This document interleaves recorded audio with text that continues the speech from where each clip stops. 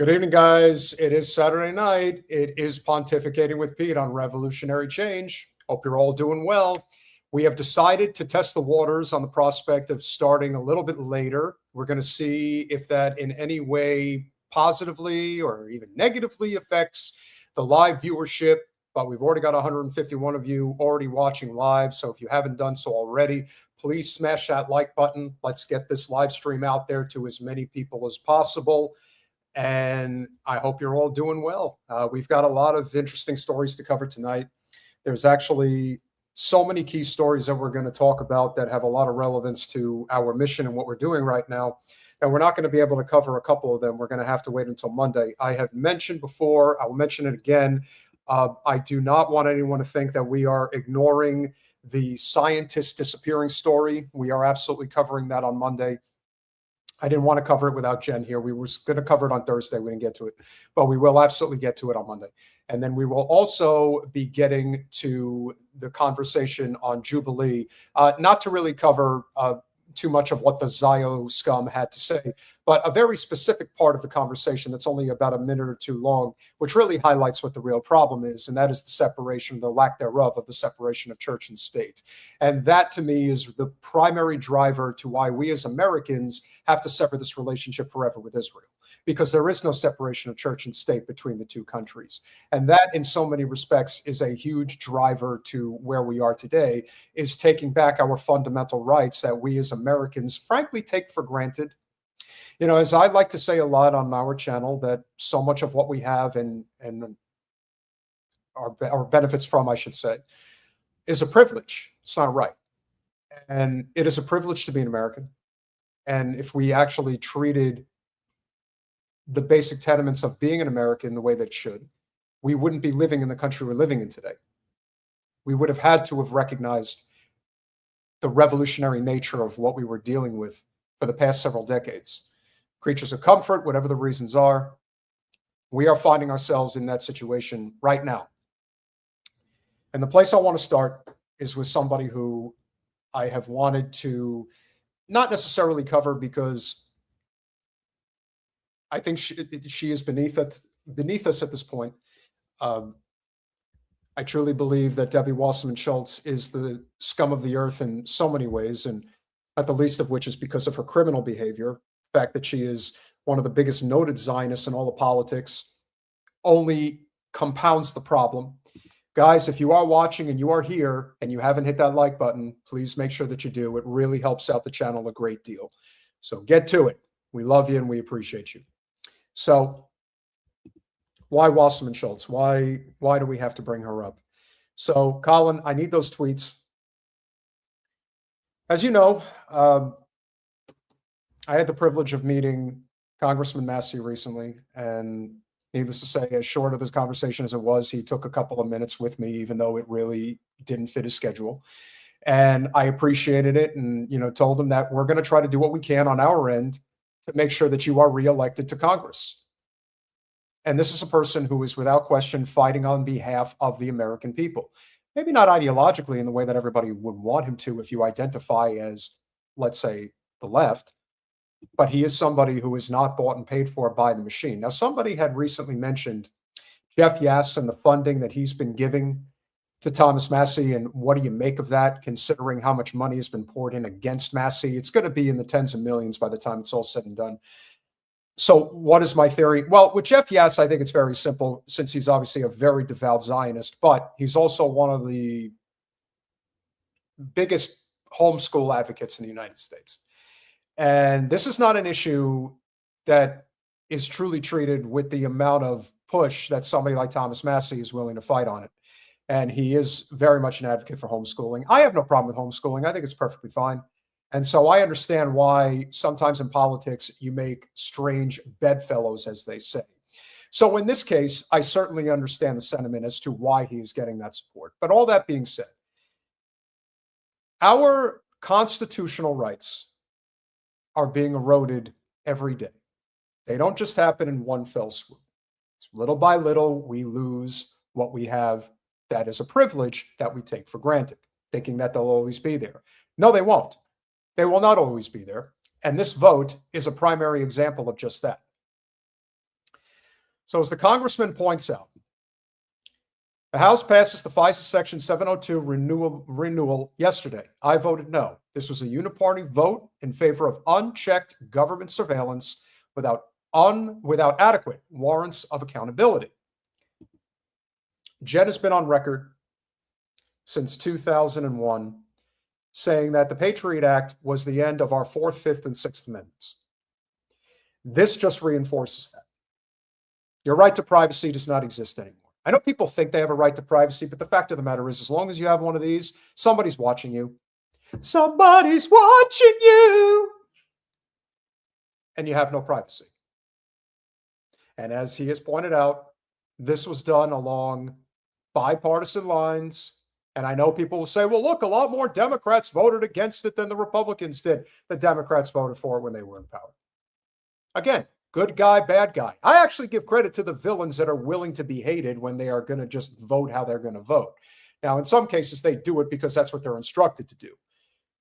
Now, there is a pretty detailed explanation for what this is all about. And of all the people to explain it, it's actually Marjorie Taylor Greene. Colin, if you would, please. The House was going to pass a 45-day extension of FISA 702, Foreign Intelligence Surveillance Act, by voice without voting. And Thomas Massie courageously forced a debate and demanded a recorded vote. Jim Jordan, who has fought for warrants for FISA for years, ironically led the debate against warrants and urged a yes vote for a clean extension without warrants. Yeah, Margie, that's because Jim Jordan is bought and paid for by corporate special interests, just like Debbie Wasserman Schultz. Keep that in mind. Which is what Trump is demanding even after FISA was used against him by the Democrats to spy on him in his campaign. They absolutely did. Trump literally says giving up your rights and just pass it, and Jordan won't go against Trump, even though he wants warrant requirements. Yeah, wanting and doing are two different things. Chip Roy, Warren Davidson, and Keith Self joined Thomas Massie and made strong cases as to why Congress must add warrant requirements to FISA 702, and why a central bank digital currency must be banned, and how both are powerful tools of control and surveillance in violation of your privacy and liberties. And Jamie Raskin gave compelling arguments as to why bipartisanship is needed in the House to make reforms to FISA 702. Yet after doing so, he still voted yes, of course, to a clean 45-day extension of FISA 702 without warrant requirements, which makes no sense. Why demand change and then literally vote for what you just argued against? However, never forget, under Biden and Democrats, FISA 702 was used to spy on hundreds of thousands of Americans. Again, this is total bipartisanship, and I am definitely with you, Margie. Also, the Republican-controlled Senate and its leader, John Thune, will not vote for a ban on central bank digital currency, saying it's dead on arrival in the Senate, and neither will the Dems. To sum it up, Americans are literally losing our precious privacy and freedoms right now under Trump and Republicans, yet Dems are no better and have made no major policy changes that cause them to lose in 2024. And again, you're wrong in this respect. Once the Patriot Act was passed, this was the end. It wasn't a question of if, it was a question of when. It wasn't going to happen overnight, but little by little over time, this is what you've got.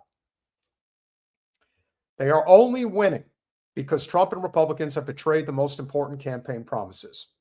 111 members of Congress voted nay to the 45-day FISA 702 extension without warrant requirements for Americans so that your government can spy on you. Some voted no in a partisan manner and because they hate Trump, and some voted no because they truly want change. Either way, those who voted no should be recognized. Out of 111, only 26 Republicans bravely voted no.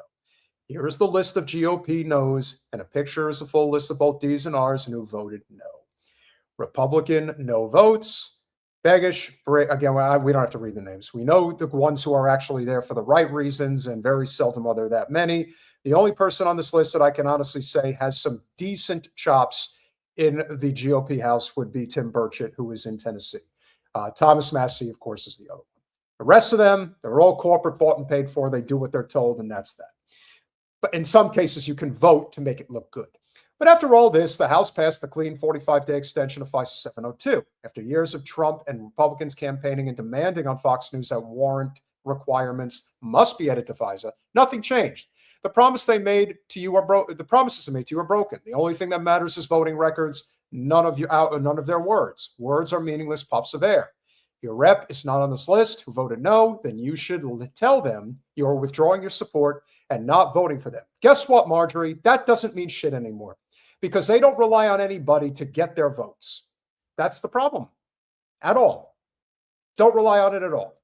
If your representative is not, it doesn't matter anymore whether you vote Democrat or Republican behind the vial. They are one and the same.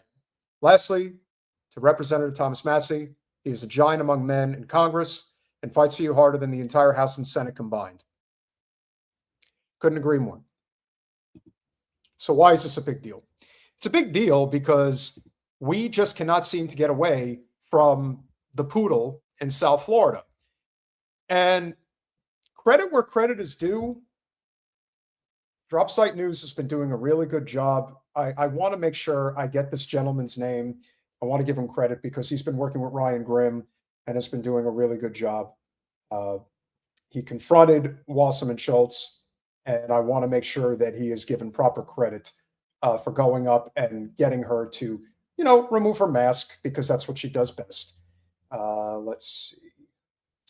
So this is from, it really is not easy to find. Julian Andreoni. He's been doing a lot of good work lately. Shout out to you, Adrian. You're kicking ass and taking names, so I appreciate you, pal.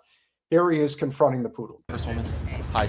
You were one of the 42 Democrats yesterday to vote in favor of that FISA bill. And you've also this cycle taken contributions from Oracle and Northrop Grumman. I just wanted to know if that plays any role in those sorts of decisions, especially given they would stand to benefit. No, it's a ridiculous question. No, actually, you're just a ridiculous person because you don't like the fact that you even have to talk to the plebs. You see, this is the thing that people need to understand about this lady, is that she truly believes that she's above reproach. She feels that she is so above reproach, and we're going to get to the article in a minute. Wasserman Schultz is not stepping away from Congress. She fully intends to run regardless of how the district lines get drawn. And if that means that she has to bump somebody out of their spot, then that's what she intends to do. But this is going to be very interesting because it turns out that the new lines that are being drawn, Wasserman Schultz is not going to have her hometown of or I wouldn't say home, that's not where she's from. She's a carpetbagger from Long Island. But where she's been living, which is in Weston, Florida, that is no longer in the district that she has been representing. So she's going to have to carpetbag into another district, and she fully intends to do it. Now, what district is the most likely one that she's going to find her way into? The new district that's been carved basically along A1A from Delray Beach down to Miami Beach. That's the one that makes the most sense. She is going to coordinate with, Jen will love this, Zio Pussy Mouskowitz. They are not going to cross each other. He'll pick a district, she'll pick a district, and that'll be that. Will they both save themselves? Who knows? Same is going to be true for Frederica Wilson and what's going to happen with her. Same with Lois Frankel. Who the hell knows how they're going to do this? But if there's one thing we know with Wasserman Schultz, she will step over everybody in order to protect the fiefdom that she believes she's still entitled to. But she's going to have to earn it now. And so whoever she's going to be running against, I don't care who it is, that's the person that's going to get backed. And we will make sure of it. None at all? Have a nice day. Have you had any conversations with those lobbies or industries? No. Okay, thank you. She doesn't need to have them.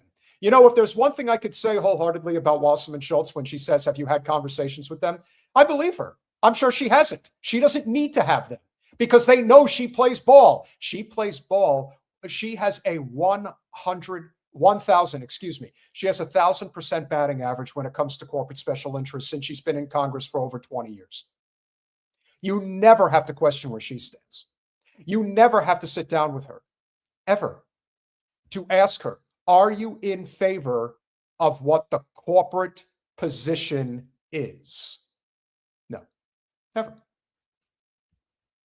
And so why is this a big deal? Well, one of the things about living in South Florida that Jen and I unfortunately had to experience is knowing that while it's not relevant in the grand scheme of things, like in terms of, let's say, a statewide race, national implication, the South Florida Sun Sentinel is still the paper of record, digital paper of record, that still has a pretty sizable impact because of all the old Jewish biddies that live down there and read it on the regular.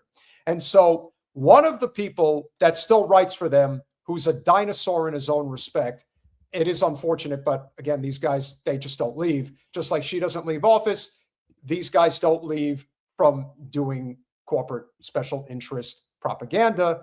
And in this case, the gentleman's name is Steve Busquet, or Busquete, however he wants to pronounce it. He's a little Frenchy.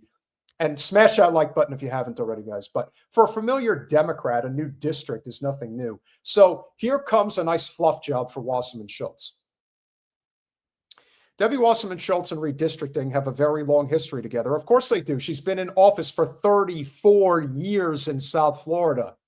You would think that after a while, yeah, she's probably going to be dealing with some type of redistricting. It happens every 10 years due to census, but you would know that, wouldn't you, Mr. Biscuit? I have a lot of experience with it saying it with the insanity of redistricting, of course you would say. As she seeks a 12th term in Congress, she's the most widely known and longest serving member targeted by the partisan gerrymander that Governor DeSantis pushed through the legislature at the behest of President Trump, because it's all Trump's fault now. Yeah, of course. If there is to be a blue wave in 2026, oh, the blue wave, a true test will be in Broward, where she has held office continuously for 34 years. Yeah, wear it as a badge of honor too, am I right? In both Tallahassee and Washington, but could be forced to run in a DeSantis-drawn district that Trump carried easily. DeSantis wants to flip 4 seats to the GOP to keep Trump's tenuous Republican majority on Capitol Hill. It is a direct violation of the Florida Constitution's voter-approved ban on drawing districts with the intent to favor or disfavor of political party or incumbent. This is coming from somebody who, keep in mind, and yes, that's Mr. Biscuit, Mr. All almost 80 years old of him, you know, because they just can't leave. This is what they do forever and a day. DeSantis has targeted the Democrats for defeat by lumping parts of Deep Blue Broward with red pockets in adjoining counties that have nothing in common with cities such as Plantation, Sunrise, and Weston. So there you go. Right off the bat, they are telling you that the rural people, they're not as sophisticated as us carpetbagging liberals in Central and South Broward by Fort Lauderdale and Hollywood. No, we are the more sophisticated types. We don't need to deal with the people that are living in places like Collier and Monroe County because, you know, fuck them. Am I right? This has always been one of the most telling aspects of why this system is broken and why neoliberalism has destroyed this country. They don't want voters who are not part of the educated liberal class. They don't want voters who stay away from the government establishment, the established order, if you will, who question whether what is being fed to us is right. But little by little, the erosion of institutions that in some ways were very good for a long time, but then they got corrupt and shiftless, and now they're falling apart. And this is another example of that. So when he talks about we are entitled to this region, no, you're not. You're not entitled to anything. In fact, I don't really give a damn about gerrymandering anymore when it comes to any elections, because we all know that the people that are elected do not serve the people. They serve corporate special interests. In fact, you have a better chance of getting something done if you win statewide than you do ever winning in districts that are gerrymandered.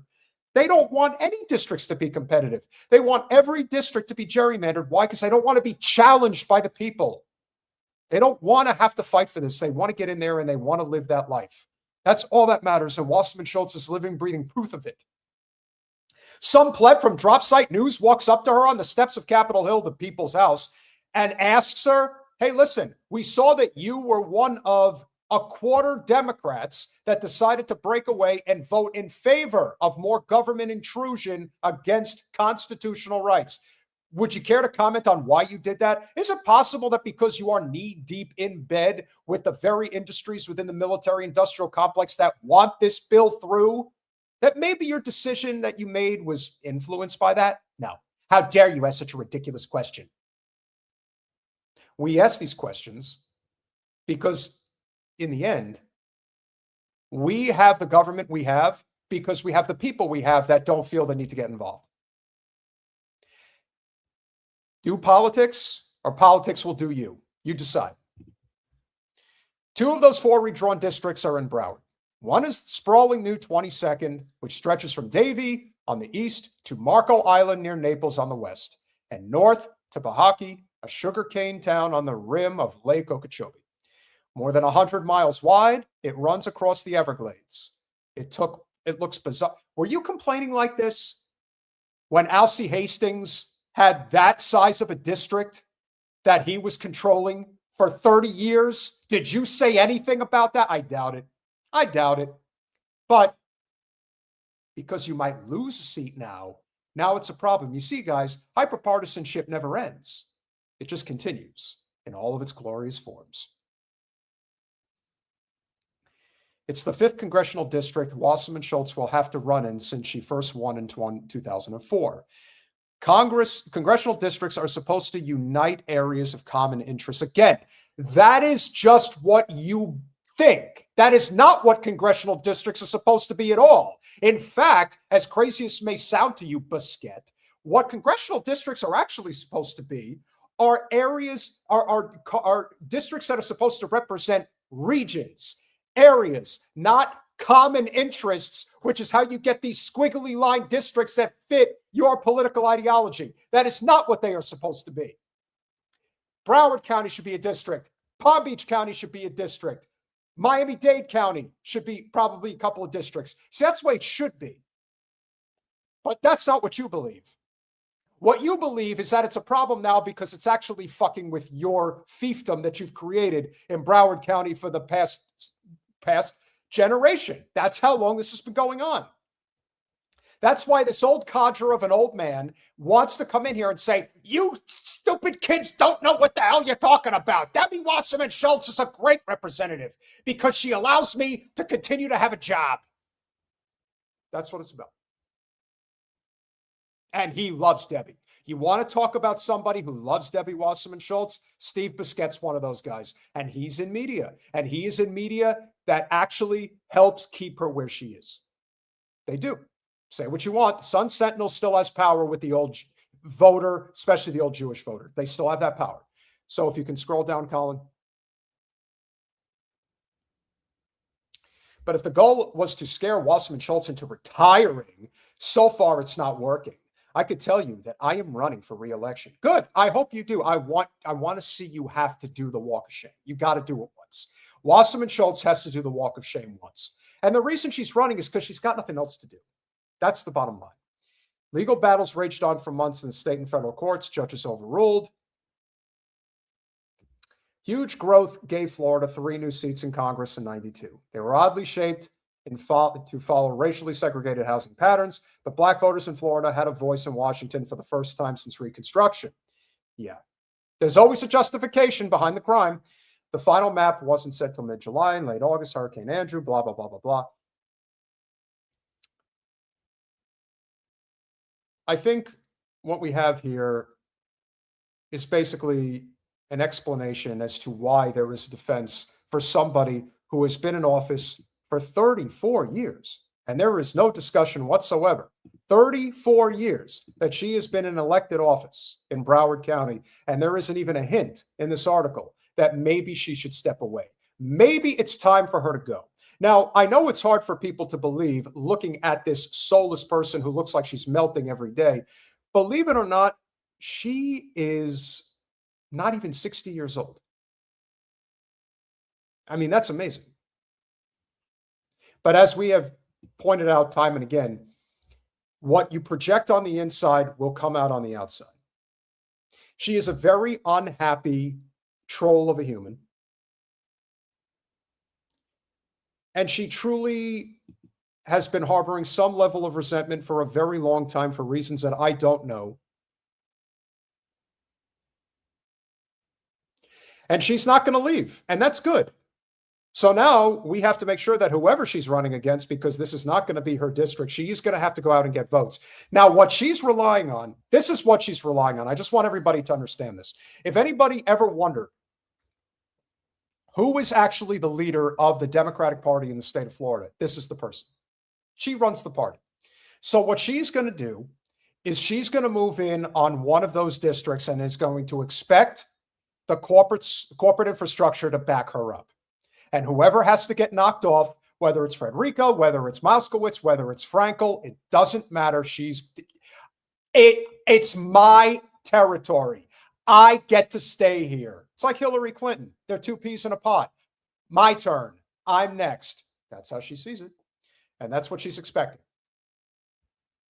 Well, congratulations, Democrats. You really fucked up with what you pulled in Virginia. Now you're going to see it come back to you even harder than you could possibly imagine. And she will lose. That walk of shame is coming. But don't worry, there's a nice, cushy, pro-Israel lobby job that will be lining up for her more than likely, although Jen doesn't actually think so. She thinks that she is so detestable that even a very pro-Israel lobby group is probably not going to want to take her on because she's just so negative to the brand. May that be the case. May that be the case. When it comes to a brand and it comes to actually doing what's right, there is really something to be said for how much things are changing right now. And they are changing in a very profound way. I know it doesn't feel like it. And we're going to get to little Ben Shapiro later in the show.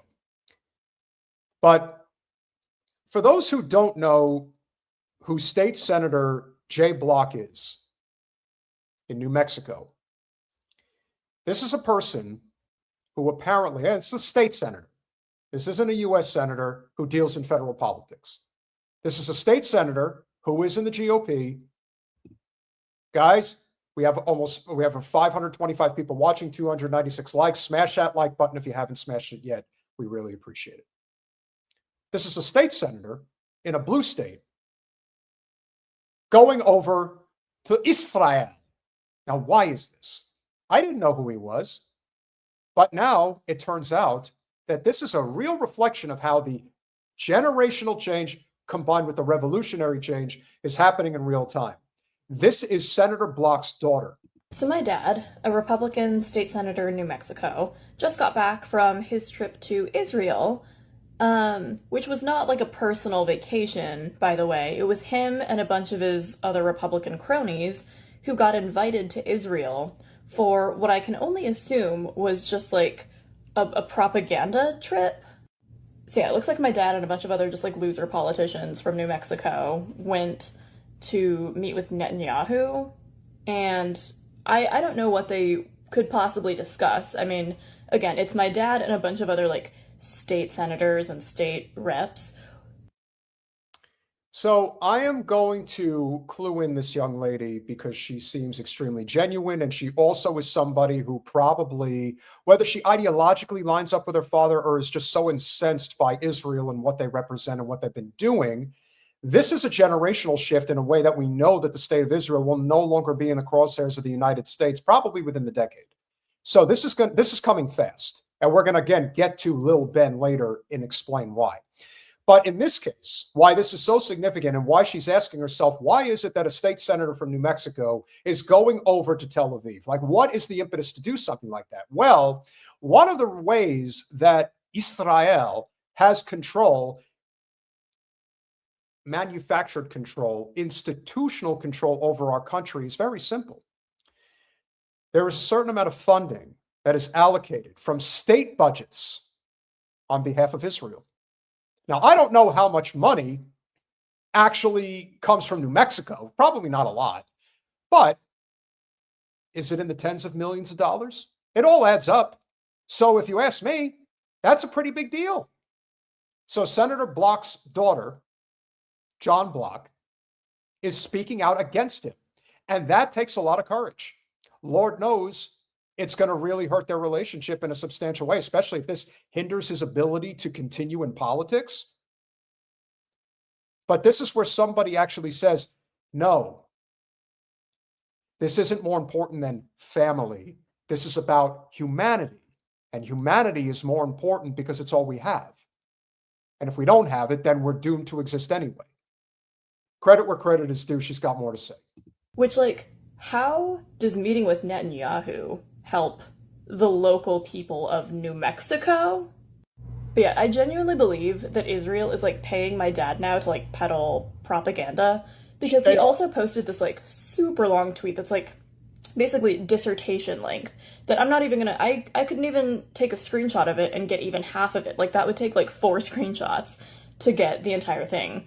So if you want to check it out, I guess go to his Twitter profile.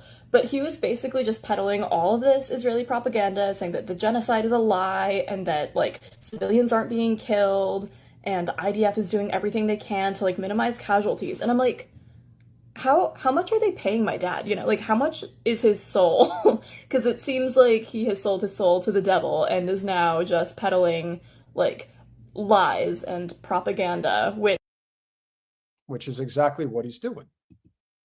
And remember, the thing we've learned in politics is that sometimes it doesn't take a lot of money. All it takes is a decent bag of cash and a promise. What if John Block has aspirations of getting into Congress? What if he has aspirations for running a statewide race in a red wave year, let's say in 2030? Just using that as an example. It's all about planning ahead. It's all about being in the good graces of the corporate establishment because he can't stand on his own 2 feet. He's probably just another yes man and just does exactly what he's told. So that's a prime example of why this is such a substantial issue. But in the case of his own daughter, she's saying, yeah, I ain't with this shit. How could you be? Once you see it, you can't unsee it. I mean, look, he's a Republican politician. That's kind of, like, par for the course. But it's just a little odd to me that somebody who is a state senator, again, he's not even a U.S. senator, he's a state senator, got personally invited to Israel and met with Netanyahu. Like, what is going on here? I'm genuinely so confused, and I don't know. I think there's some, like, nefarious stuff happening, and I just genuinely hope that this will be the end of my dad's political career, because he is clearly not somebody who has, like, his constituents' best interests in mind. He just wants that Israeli propaganda money, I guess. You know, the one thing I'm going to say to this moron who thinks that, oh, daddy put a roof over your head, that means you have to do whatever he says for the rest of his life. What if her daddy touched her inappropriately? What if her daddy beat her up? How do you know he's done great things for her? Where do you get that impression? Maybe one of the reasons why she's doing this is because she thinks her father's a horrible person and he hasn't been a great father. Who knows what other things she knows about her father that she isn't mentioning on this video?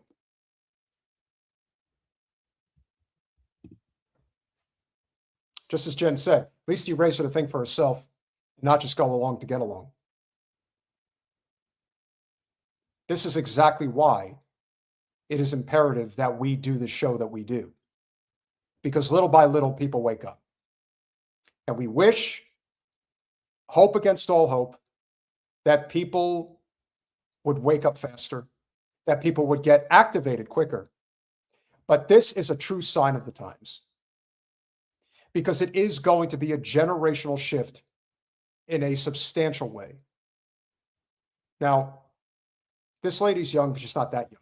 I'd say she's maybe, 25. But she's at a point where she can definitely make decisions. And that decision is, we do not have to deal or should not have to deal with Israel. And when people say, and especially defenders of the Hasbro narrative and whatnot, remember this. We can't solve every world problem. We can't stop every famine, war, genocide, etc. What we can do is try, every which way at home to end this genocidal attachment that we have to the state of Israel. That we can do. Now, are there other foreign governments that have interest on Capitol Hill? Absolutely they do, but not like this. This is on a whole other level. In fact, I don't think there's any other country in the world that has anything close to something like this. but we're stuck in the middle of it right now. So with that said, kudos to young Miss Block and standing up for what's right. Because there's not a lot of people out there that are willing to do it, but she is. And will her father wake up to the realities of what he's doing, or is he going to go down with the ship? My guess, oh, really? Well, now I have to go and see if there is a response. Thank you for pointing that out. John Block. All right, let's see what we got. I'm not seeing any response here. Or J Block. Is it J Block or John Block? Which one is it? No, it's Representative John Block. That's it. I don't see any response.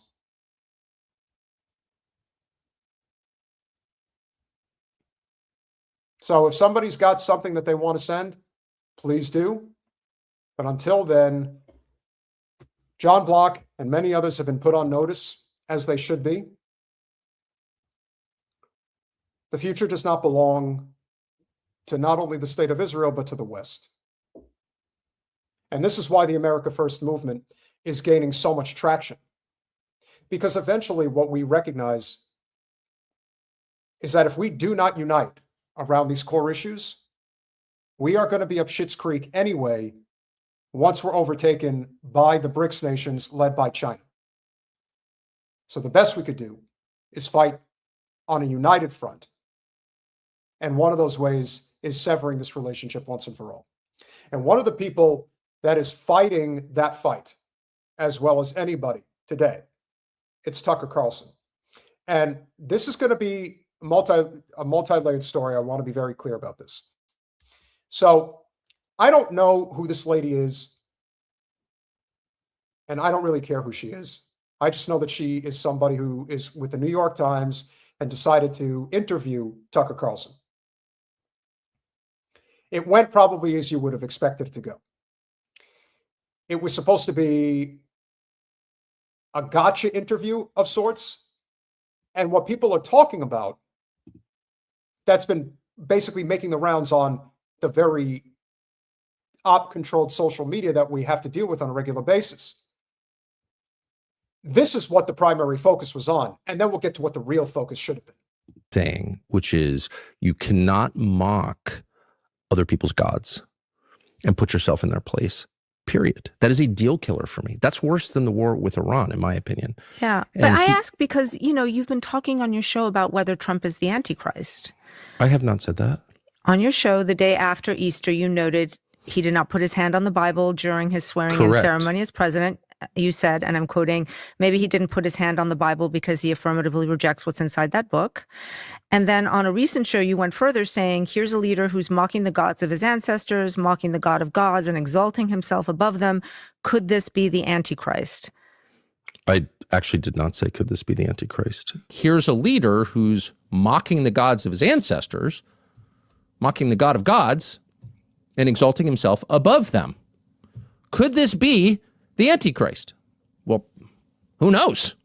I don't know where that comes from, but I know that those words never left my lips because I'm not sure I fully understand what the Antichrist is. If there's just one, I actually tried to understand it. I may have said some are asking that. I'm not weighing in on that because I don't understand it. Just to be totally No, in clear. Revelations, obviously. Again, I understand what Tucker is saying, and if he's either misremembering or he's deliberately ignoring it, again, I don't give a shit. This is the type of stuff that people get caught up in. Hey, did you say that Trump is the Antichrist? No, I didn't say that. Actually, you did say that. Oh my God, he said it. Why is that a big deal? This is the hill that everybody's dying on right now. And before I get to this clip, I just want to point this out. I've met Mehdi Hassan, so is Jen. He's good at what he does, but he is a smooth son of a bitch if there ever was one. And he is a Democratic Party operative. So I want you, Colin, to please pull up that tweet because I want people to understand that this is how the cycle continues. This is how we stay in this silo without actually breaking through. There is a reason why no fundamental change actually ever happens, because this is the type of thing that the people who recognize this unification that's happening in this country right now, they don't want to see it. They don't want to see it. They don't want to know about it. But this is what happened earlier today. Hey, Cenk Uygur, of all the people that he wants to tap into, hey, Cenk Uygur and other fellow anti-war leftists, I get the desire to ally with anti-war rightists in the moment, but this is one of the many, many reasons I still have issues with Carlson. He lies so easily and casually and demonstrably, and it's a trust issue with him. Let me tell you something, Mehdi Hassan. The people that trust Tucker Carlson are a much substantially wider audience across a much bigger plethora of the political spectrum than anything that you have. And this is coming on good authority for people that I know within the Muslim community who don't trust you as far as they could throw you. Please scroll down to an honest Muslim of all people, Cenk Uygur. Mehdi, I genuinely don't understand why you think in this binary way. I'll tell you why, Cenk, because he's paid to think this way. That in order to be, and by the way, we know who pays Mehdi Hassan. We're not going to say who and we're not going to say where, but we do know who they are. That in order to be allies with someone on an issue, you have to vouch for that person in their entirety in every policy position they have. No, you just have to be an ally on that issue. Martin Luther King Jr. became allies with LBJ, who was often a vicious racist behind the scenes and got countless people killed in Vietnam. Now, he got tens of thousands of Americans killed and he got hundreds of thousands of Vietnamese killed. But who's counting? Should King have canceled Johnson instead of working with him to pass the Civil Rights Act? That's a great question. If your house is on fire and someone comes with a hose, you don't ask him about what his policy is on the carried interest loophole. You thank him for the help. If you hadn't noticed, Israel lit our house on fire. And he's right. He's 1,000% correct. And while we have our differences with Cenk, he is a friend. Always happy to have him on the channel.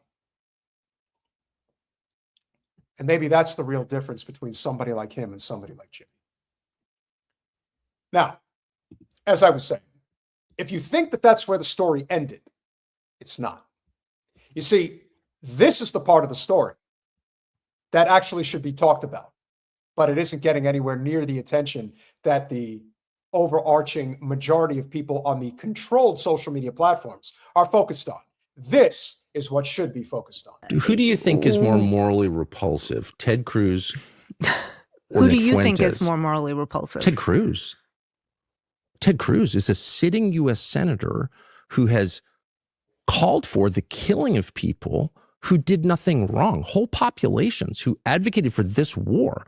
Nick Fuentes is like a kid. He's like 26 or 70. He has no power except his words.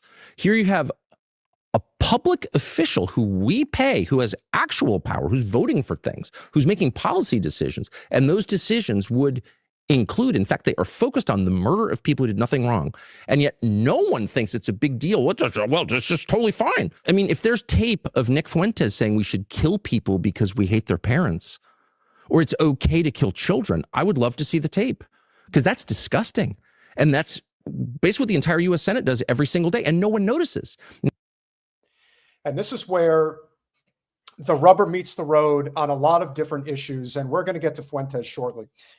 What you have to remember here, and this gets back to the primary driver of decorum politics and why it is all based on elitist tactics. This all gets back to Luigi Mangione and Brian Thompson and what happened with United Health. Brian Thompson is Ted Cruz, and Luigi Mangione is Nick Fuentes. Let's look at it that way. What I mean by that is, to be very clear here,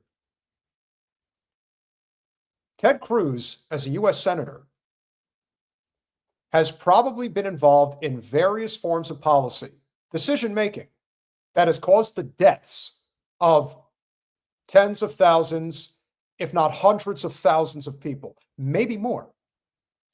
Brian Thompson, as the CEO of United Health for many years, is responsible for hundreds of thousands of deaths. Nick Fuentes hasn't killed anybody that I know of, but he is like Luigi Mangione because his words do carry weight. But again, how far do they really carry? He's not pulling levers of power. Neither is Luigi Mangione. But Brian Thompson and Ted Cruz are. And because they do it with a pen, that makes it okay. If you do it with a pistol, then it's a problem. You see, there's a difference between killing people the clean way versus killing people the bloody way. Understand what's acceptable. If you kill people for profit, that's fine. If you kill people for justice, nope, not allowed. Tucker is spot on, and he's got more to say. Nick Fuentes said something naughty that I disagreed with. He made fun of things that I don't think I would never make fun of them. He's a white nationalist who's denied the Holocaust. And what I will say, okay, but is that worse than killing kids? From my understanding of my own, I was just in Germany recently, and it was such a good reminder that the Holocaust didn't start with the gassing of Jews. It started with the dehumanization of Jews. It was language that was used. And again, that is what it concerns people. I couldn't agree more. And that's why when you have a U.S. senator, a member of Congress, a U.S. ambassador waving away civilian deaths as if they don't matter, that's the language of genocide, which results, and this is the lesson of the Holocaust, in genocide itself. And it has. So the lesson for me, really, watching all of this, is that this can happen in civilized countries. In all human beings, there is the capacity to ignore the evil right in front of you. And my point is, it's happening right now. And my job, to the extent I have one, I don't really have a job, but I just want to remind people that we're all capable of that, including me, and that we're watching it right now. And if you think that Nick Fuentes is a greater threat to other human beings than Ted Cruz, I would love to know how. Because for people that sit in positions in society like this lady, who is a videographer, interviewer from the New York Times is the most pro-war publication in the United States. Now, not many people know that. People assume that the New York Times is this ultra, bougie, coastal, liberal, elitist newspaper, which it is, but it's also the newspaper of record that has basically supported every single war in this country since Vietnam. Every one. There is nothing that they don't support. So when this lady is sitting there and is basically espousing this I don't feel safe narrative, which we know is the modus operandi of every Zio out there. And I'm not accusing her of being one because I didn't necessarily hear her say that she was, but you kind of get the impression that she's got a lot of love for the state of Israel and a lot of hate for people that aren't on board with what they're doing. And I'm not here to tout Nick Fuentes. You all know that. But it's amazing how certain people can turn people like Fuentes into a sympathetic figure in circumstances like this. Incredible. And this is the part of the story that people are not covering on social media or on the networks. They're talking about the fact that Tucker Carlson said that Trump might be the Antichrist. He said he didn't say it, and then they proved that he did. That's the main, that's the thing that really matters. No, what really matters is this. This is what matters. And what Tucker is saying is absolutely right. We'll finish it up. I can imagine people hearing this and thinking you are soft pedaling Nick Fuentes. You are apologizing for Nick Fuentes. I'm hardly soft pedaling Nick Fuentes. I'm trying to awaken people to killing of innocents in our midst, which we are not only encouraged to ignore, but really told to ignore on pain of being denounced. And I'm just saying, no, I'm not doing that. Thank you for that tip in the audience, by the way. I want to point something out about electoral politics that I do not want to have be lost on anybody, because this is very important. I know a lot of people are getting the itch for AOC, and I want to continue to remind people why that itch is a non-starter as far as I'm concerned. And I'm going to continue to point out why that is. Because more than anything else, Alex is concerned about her brand. She takes no chances and she never will. And to prove it to you, this was an interview that she actually decided to do very briefly with TMZ, I believe, yesterday. You could click your fingers and Tucker Carlson is president instead of Donald Trump. Would you do it? I don't know. I don't know. Do I seem disingenuous when I make faces like this? Yes, you do. You actually seem extremely disingenuous. And I also have to say, the idea that you think that there is anything to think about in terms of whether or not in this very moment, we're talking like this very moment right now, do you think it makes sense to have somebody like Tucker Carlson as the commander-in-chief of this country versus Donald Trump? What is there to think about?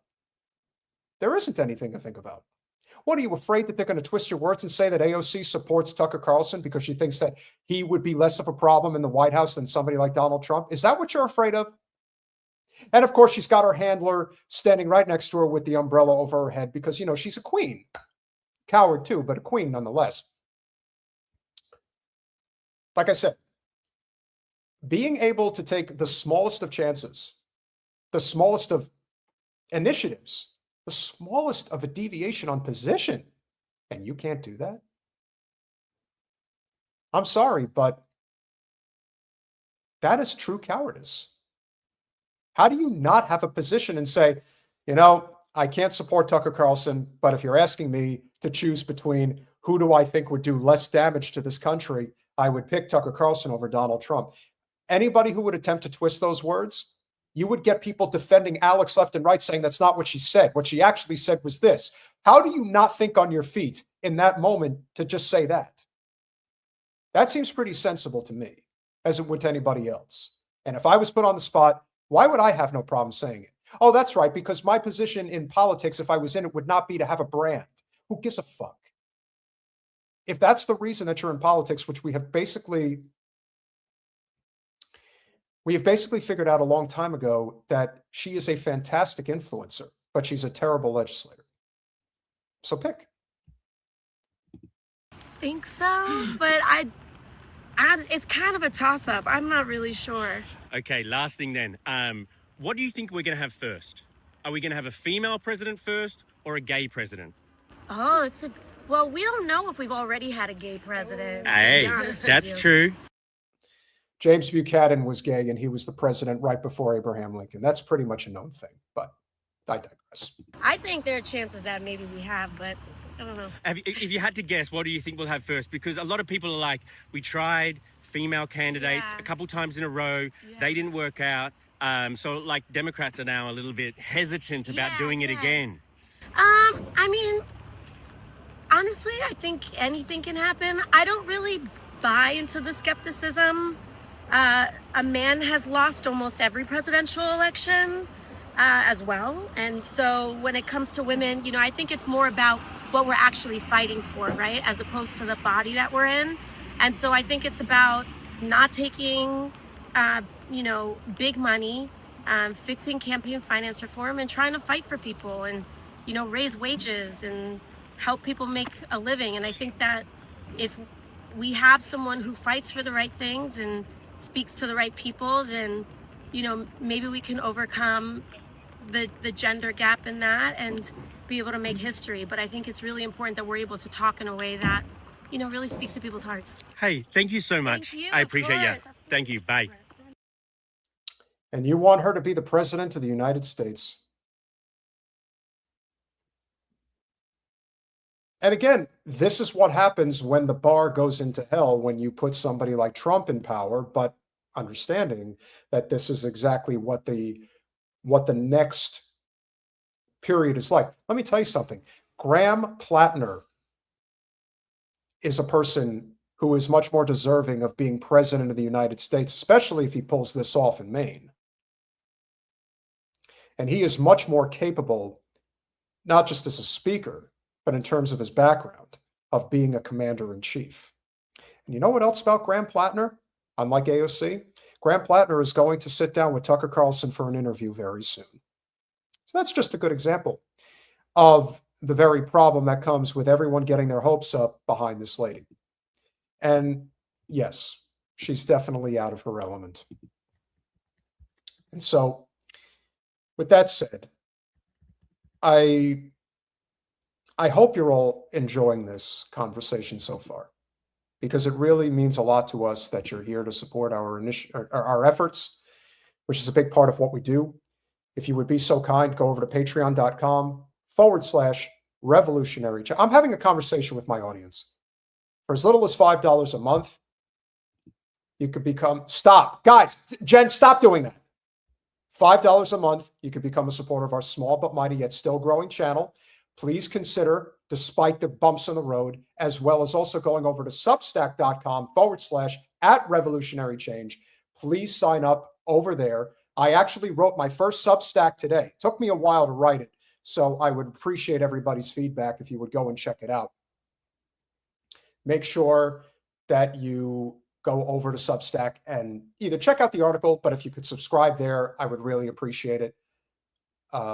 Guys, please stop fucking with me right now. I'm just trying to do my shtick. I'm just trying to get people to support the channel.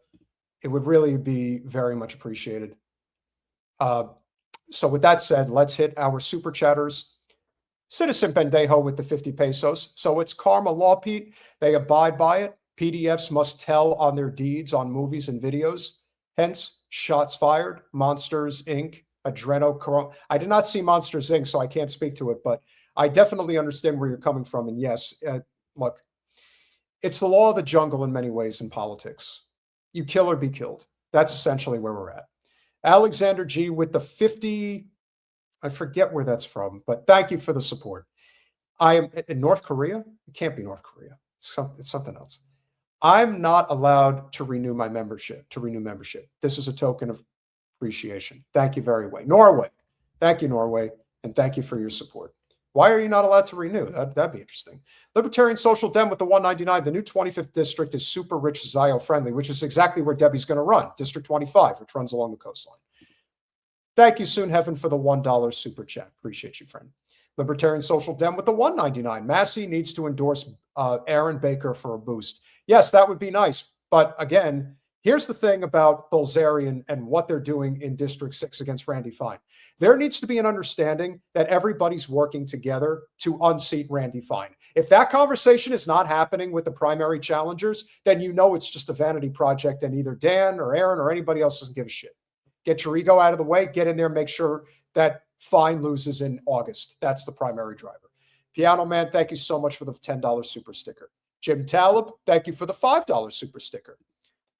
Alexander with the 20 Norway token of support. Thank you very, very much. And as if we hadn't missed our good friend Saeed enough with, you're going to kill me for not remembering the adorable boy's name. Is it Mookie or it's something like that. But thank you for gifting Moe. I was close. Mookie, Moe, thank you for gifting the 50 Revolutionary Change memberships. Really means a lot. And of course, substack.com/@Revolutionary Change. And finally, at patreon.com/Revolutionary Change. And if you haven't smashed that like button as of yet, that's also something that we ask each and every one of you to do. It really does help out a great deal. It certainly has proven to be effective in helping us get the message out there tonight. So thank you very much for all that every one of you does to help this channel continue to survive as well as thrive. So where do we go now? Well,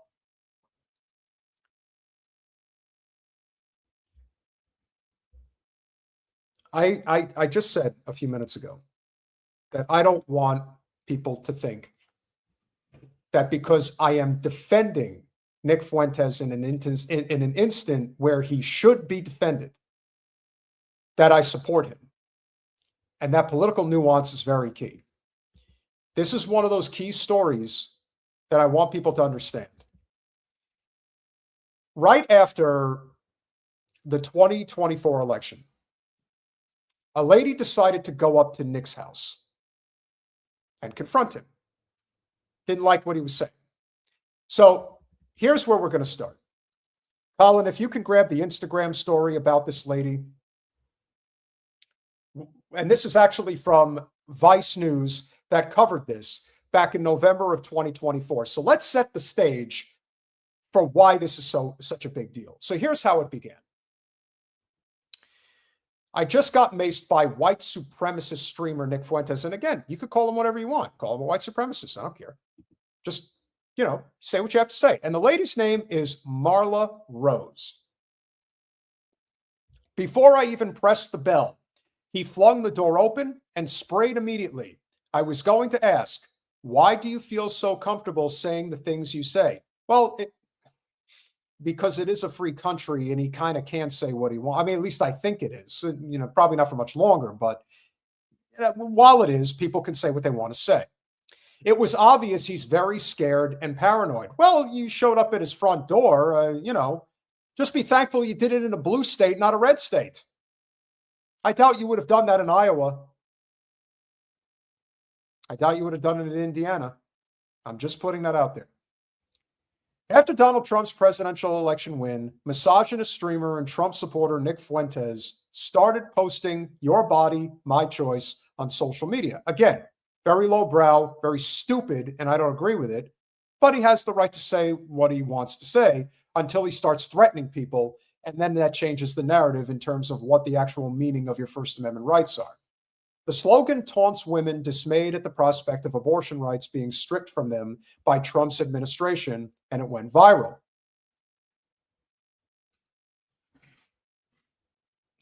Fuentes was doxxed, his home address posted online. When a 57-year-old feminist named Marla Rose went to his door, he sprayed her with mace. Video of the altercation leaked on X. You could see it in the next slide.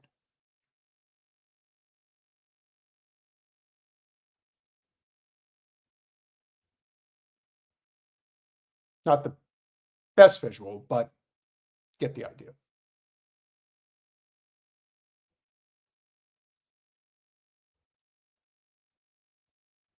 All right, that's enough of that one. Vice tracked down Marla for an exclusive interview. Again, she looks like a hippie lady.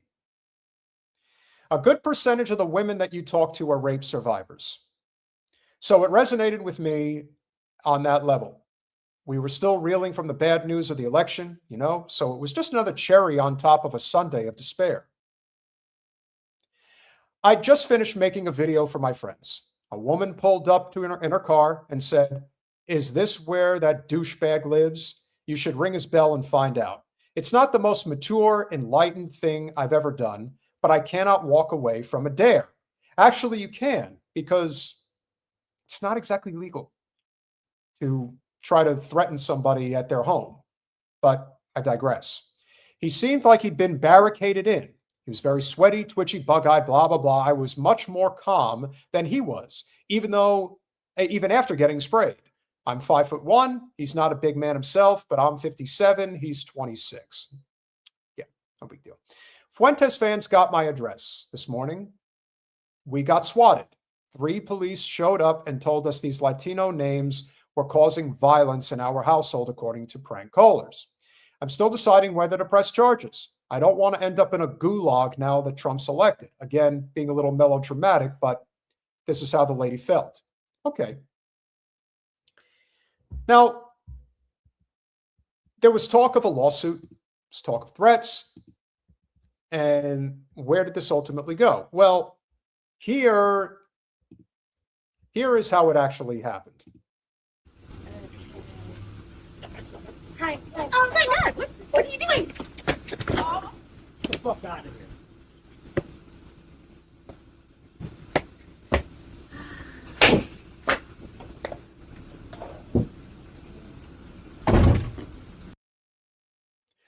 Now, I want to be very clear.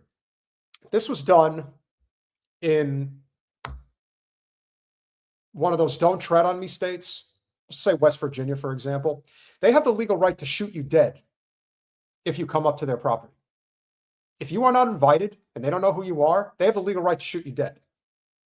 So when somebody does something like this, you are taking a very big chance.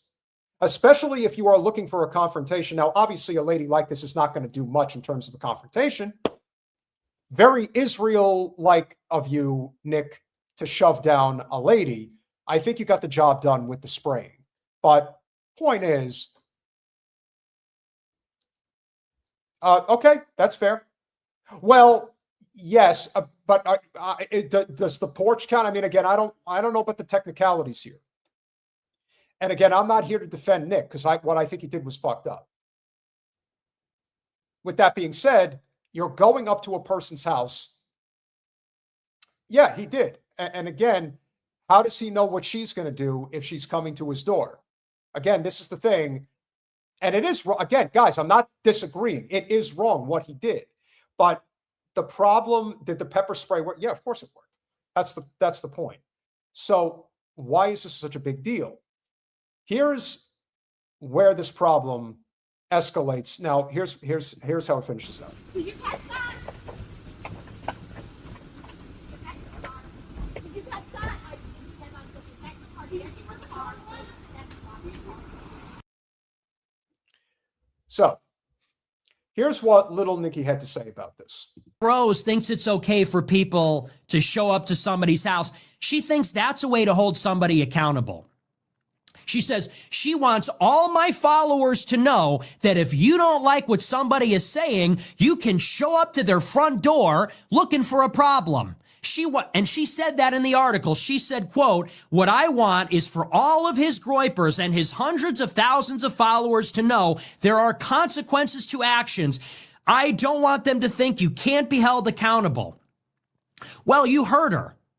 She believes that if you say something on the internet that somebody doesn't like, that people are perfectly entitled to go to your house looking for a problem. Well, that's good to know. I don't agree with that, actually. I don't think people should do that.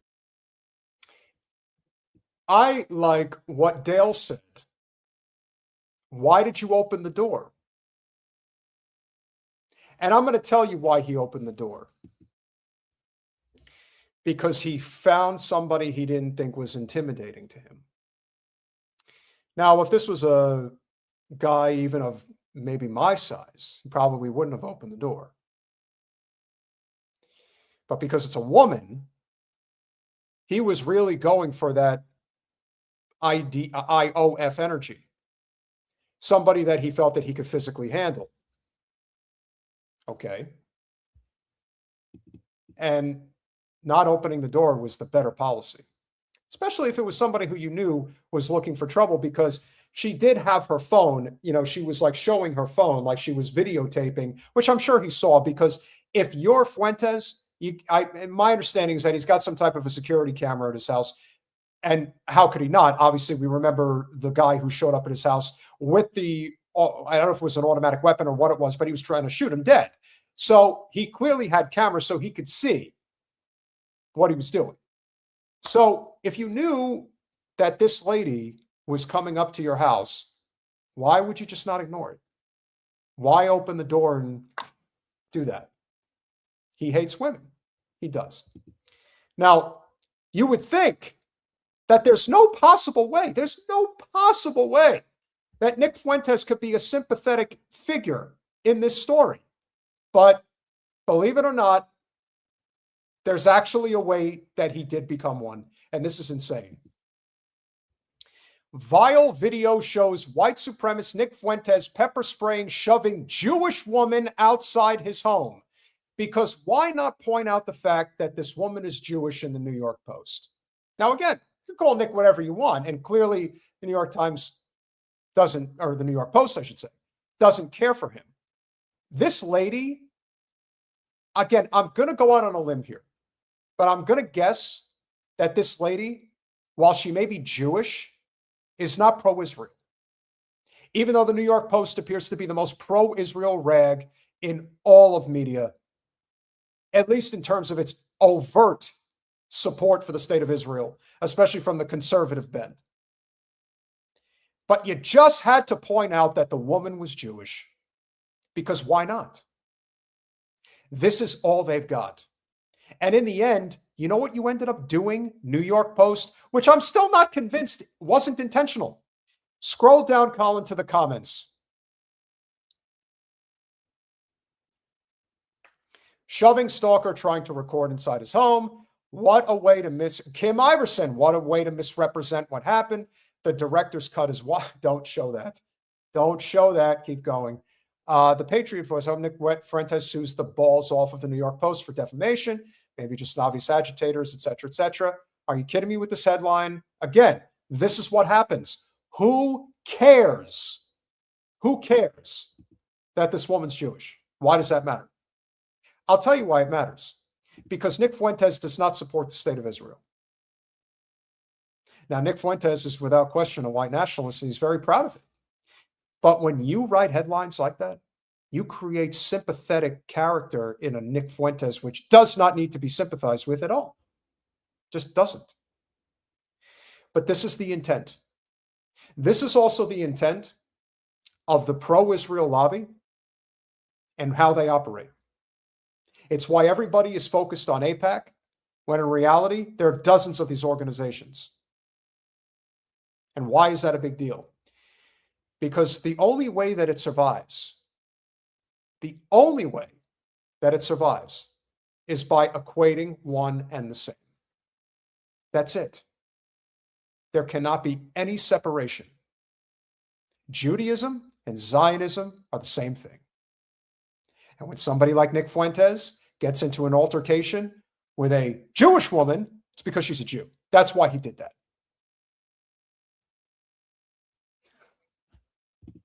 It is an AI slop video. That's why I'm not showing it. But that being said, people like Fuentes are able to build an audience, a strong audience, and an effective audience because of the blowback that comes with this broken system.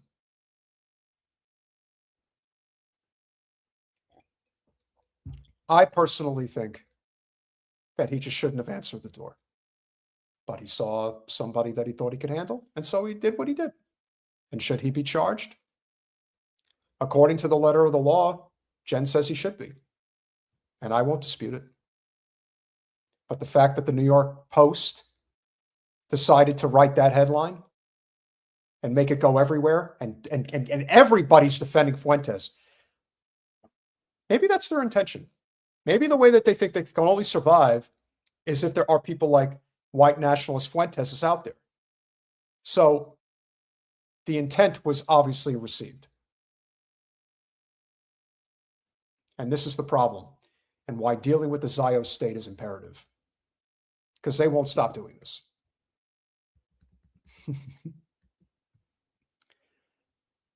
And as such, we have now seen, and I want to be very clear. Colin, you're missing a video that I sent you. I need the clip of the intellectual guy that I sent to you with the glasses on.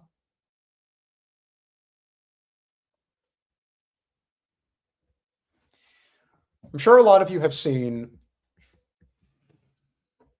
what happened with the nun in, I believe it was the West Bank. Now, we have been covering this for a while. How there is this disconnect when it comes to the Zionist state and everyday people and the people who support the Zionist state and the message that they put out there.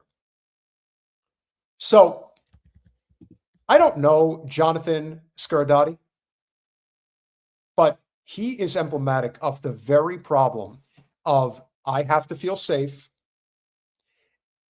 and I am willing to make the sacrifices. This is why I say liberal Zionism is so much worse, because it ushers back in decorum politics where it becomes easier to sell empire. Right now, it's very hard to sell it, and that's why empire is collapsing.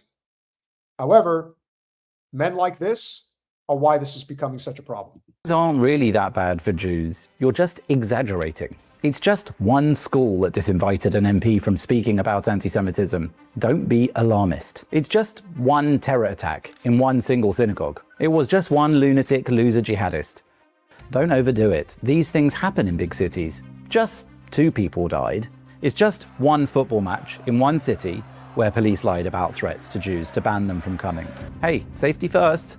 Who needs Maccabi fans causing tension? It's just one Israeli restaurant with mobs outside it. Just once, or maybe twice, or, well, a few times, but just a few. It's just the BBC's best paid presenter comparing us to rats. Gary Lineker's got opinions. It's not like he got an award for it, or, oh wait, he did? It's just Twitter banter. It's just free speech. It's just Dawn French mocking our slaughter, kidnapping and rape as a bad thing. Comedy's subjective, lighten up. It's just one rabbi murdered in the UAE, a random act in a peaceful emirate. They finished with Muslim extremism there. It's just Bondi Beach, with 15 gunned down at a Hanukkah gathering. It's just a terror plot to kill as many Jews as possible in Manchester with automatic weapons. Besides, they didn't manage. It was just a plot, just a stockpile of ammunition, just 2 guys, well, 3, just a one-off. It's just an ear bitten off in Greece, just one Syrian migrant who likes the taste of Jewish flesh. It was just free Palestine, just damn Israel, just... Yes, damn Israel. And damn you for continuing to push this. It's, the saying goes, Zionists will tell you that everyone hates them, but they'll never tell you why people hate them. They'll never explain the reason. And even if you took out the primary driver, which is the genocide in Gaza, the genocide that is now being attempted in southern Lebanon, endless war with Iran, and others. There is something to be said for a country that dictates our foreign policy, and in many cases, our domestic policy. You saw earlier in the live stream how we covered a state senator's daughter who is confused beyond recognition how her own father capitulates to a foreign country when he's a state senator in New Mexico, no less. But you see, because this man presents himself as a pseudo-intellectual, well, actually an intellectual, but he's a pseudo-intellectual, excuse me. They think that they're garnering sympathy because, as Jen often likes to point out, one person's terrorist is another person's freedom fighter. These people that are doing what they're doing are fighting against the Zio state. So I don't disagree with what they're doing, because I understand that when you have the boot on the neck of innocent people, that they're going to fight back. That's being on the side of justice. And sometimes justice causes blood to be spilled. We all know that. This is another great example of that. But this is, again, a major disconnect that these people have. They refuse to see why people don't like them, because they don't see people like us as being on their level. We are just Goyim in their eyes. We are vermin in their eyes. We are not on the same level. We should just accept that this is the construct that they've created. But they hate the fact that it's falling apart. I am Hamas. Oh. It's just 50 Jewish children thrown off a plane in Spain, just a stupid stewardess. Just a little dip. Did you not see the way that the Jew children were acting on that plane? Did you not see the ruckus that they were causing to such an extent that that's why they were thrown off? Yeah, but you're not going to point that out. See, I remember that story. That was from 2 years ago, but I remember it very well. And you, of course, are going to create a narrative that isn't true. You just make up stuff as you go. So once again, only telling one side of the story. Kids were kicked off the plane. Yes, they were kicked off the plane. Why? Yeah, we're not worried about that. No, we can't talk about that part. Diplomatic spat, just this once. It's just being surrounded and hounded at an Italian service station. Those Italians are passionate drivers. It's just serial beatings of a rabbi in France. One guy, yes, multiple times. Maybe he should avoid that neighborhood. It's just a Jewish girl gang raped by Muslims in France as revenge. An isolated incident. Don't generalize. Don't be so Islamophobic. It's just 2 killed outside the Jewish Museum in Washington. Yes, 2 people that were supporters of the state of Israel who unfortunately ended up getting what they had coming because of the initiative that they support, which is genocide. I do not sympathize with people that want to make a living off of people being butchered. And that is what those 2 were doing. Look at the event that they were at. Again, the complete cognitive dissonance when it comes to the Zio state. They want to pretend like there isn't a reason behind why they're being targeted. And again, in our country, we have to deal with the fact that people like this, remember, where was this event? This was in Washington, D.C., with very powerful federally elected officials at the event. He just wants to pretend like he doesn't know what's going on. But they all know what's going on. They're just lying. America has crime everywhere. Those Americans love their guns. It's just a synagogue firebombed in Boulder, Colorado. Protesters got carried away. Flames are symbolic, by the way. It's just cancellations of Jewish musical and comedy performances in Bristol and Edinburgh. Freedom of speech? Well, yeah, but not for them. They're extremists. Well, Jews. It's just crowds of people calling for the murder of Israeli defense forces at Glastonbury. Death to the IDF. They are a genocidal organization that attacks women and children and mostly unarmed people. They don't engage in actual combat. You see, they look for the quickest road to victory. And that victory involves them hurting innocent people. We're going to get to that one in a minute because I've got a follow-up to this. But this is a prime example of just that. You're defending the IOF? Yeah, that's what he's doing. They were probably high or something. It's just synagogues attacked in several G7 countries, just in Canada and France and Germany and America.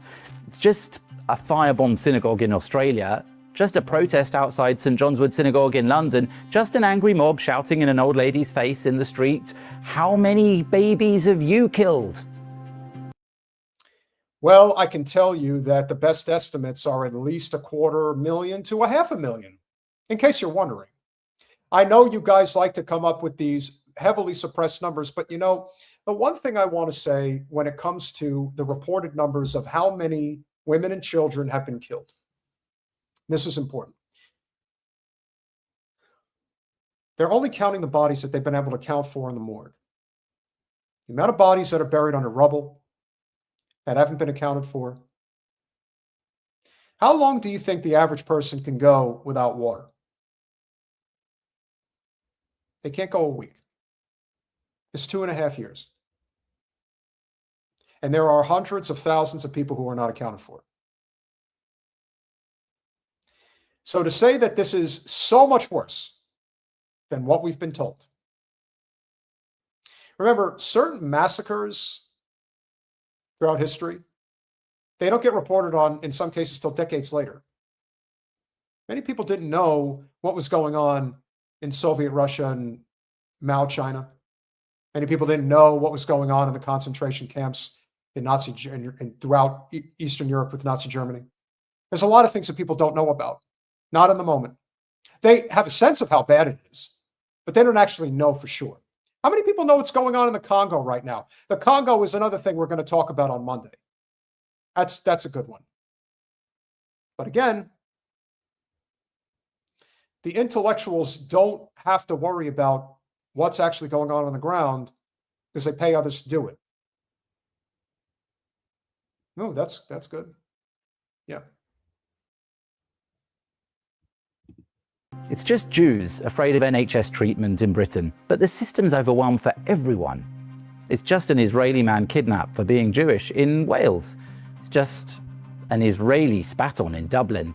It's just Jewish children abused on Oxford Street. It's just Keir Starmer and a few of the cabinet delighted to welcome an anti-Semitic Egyptian guy to the UK. For good. Anyway, it's just the Tories who gave him British citizenship. It's just an Egyptian student plotting to blow up the Israeli consulate in NYC. It's just celebrities wearing pins of red hands dripping in Jewish blood. It's just a crocheted watermelon, free Palestine. It's just jihad in the peaceful sense. Just globalize the Intifada, but not that kind with the bombs, the other ones. Okay. The fact that he is saying globalize the empanada, but he's not saying what it actually means. This is Hasbara. This is what they do. They can't tell the truth. It's not possible. If they were to tell the truth, their ideology would be dead. It already is dead. They just don't know it yet. And we're going to get to that shortly. He is still spewing this nonsense. The only reason that Hamas exists is because of the Intifada in 1987. But again, he's not going to tell you this. This pseudo-intellectual who's well-read, who believes that his life is worth more than yours, is telling you why you are just anti-septic. But really, it's just anti-Jewish. Nevertheless, he's got a little more to say. This big bloody Ben with "From the River to the Sea" projected on it. It's just maybe better to take off your kippah when you leave the synagogue. It's just maybe we shouldn't get together in the street to celebrate Hanukkah. It's just that mezuzah on your door, maybe put it on the inside. It's just time to think of where to go, just in case. It's just that Britain, Australia, America, Europe might not feel the same if all the Jews don't feel safe. It's just really none of this seems quite right.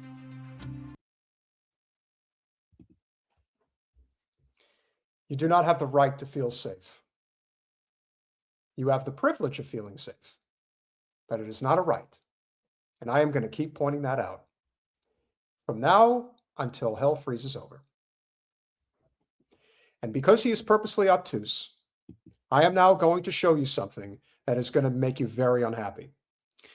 This is the footage from the Zio scum who decided to physically assault a nun.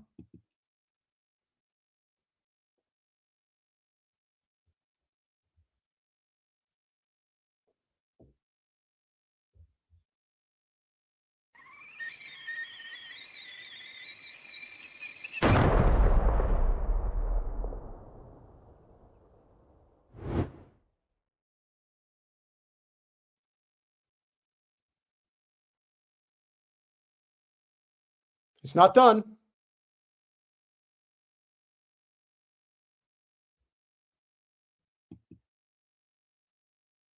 Kicking an old lady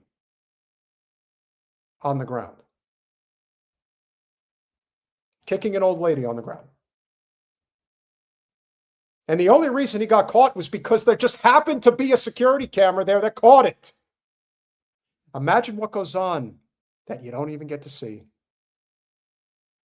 This is a nun.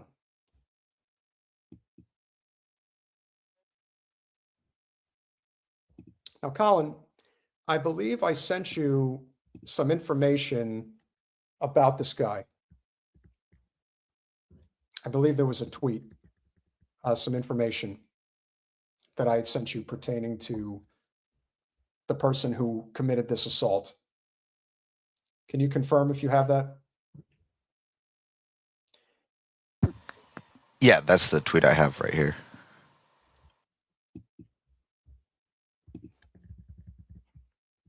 So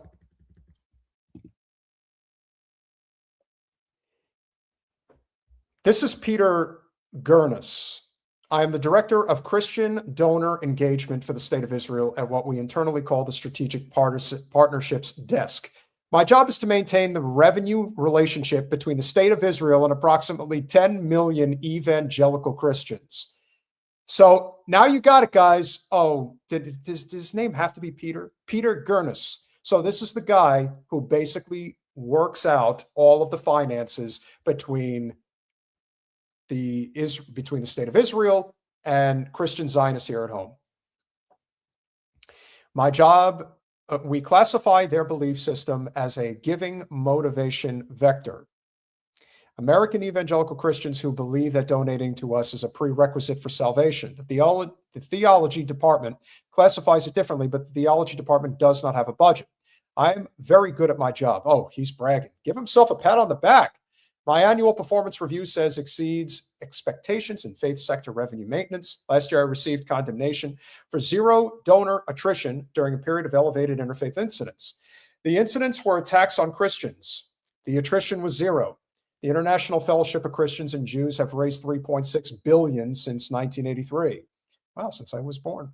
92% of those donors are Christians. In 2023 alone, the fellowship brought in $271 million, more than AIPAC and the ADL combined. We did not ask for this money. We simply made ourselves available to receive it. Availability is a form of outreach. I have a framed photo of Pastor John Hagee's $1.5 million check on the wall behind my desk. Yeah, do you jerk off to it each day, by the way, as well?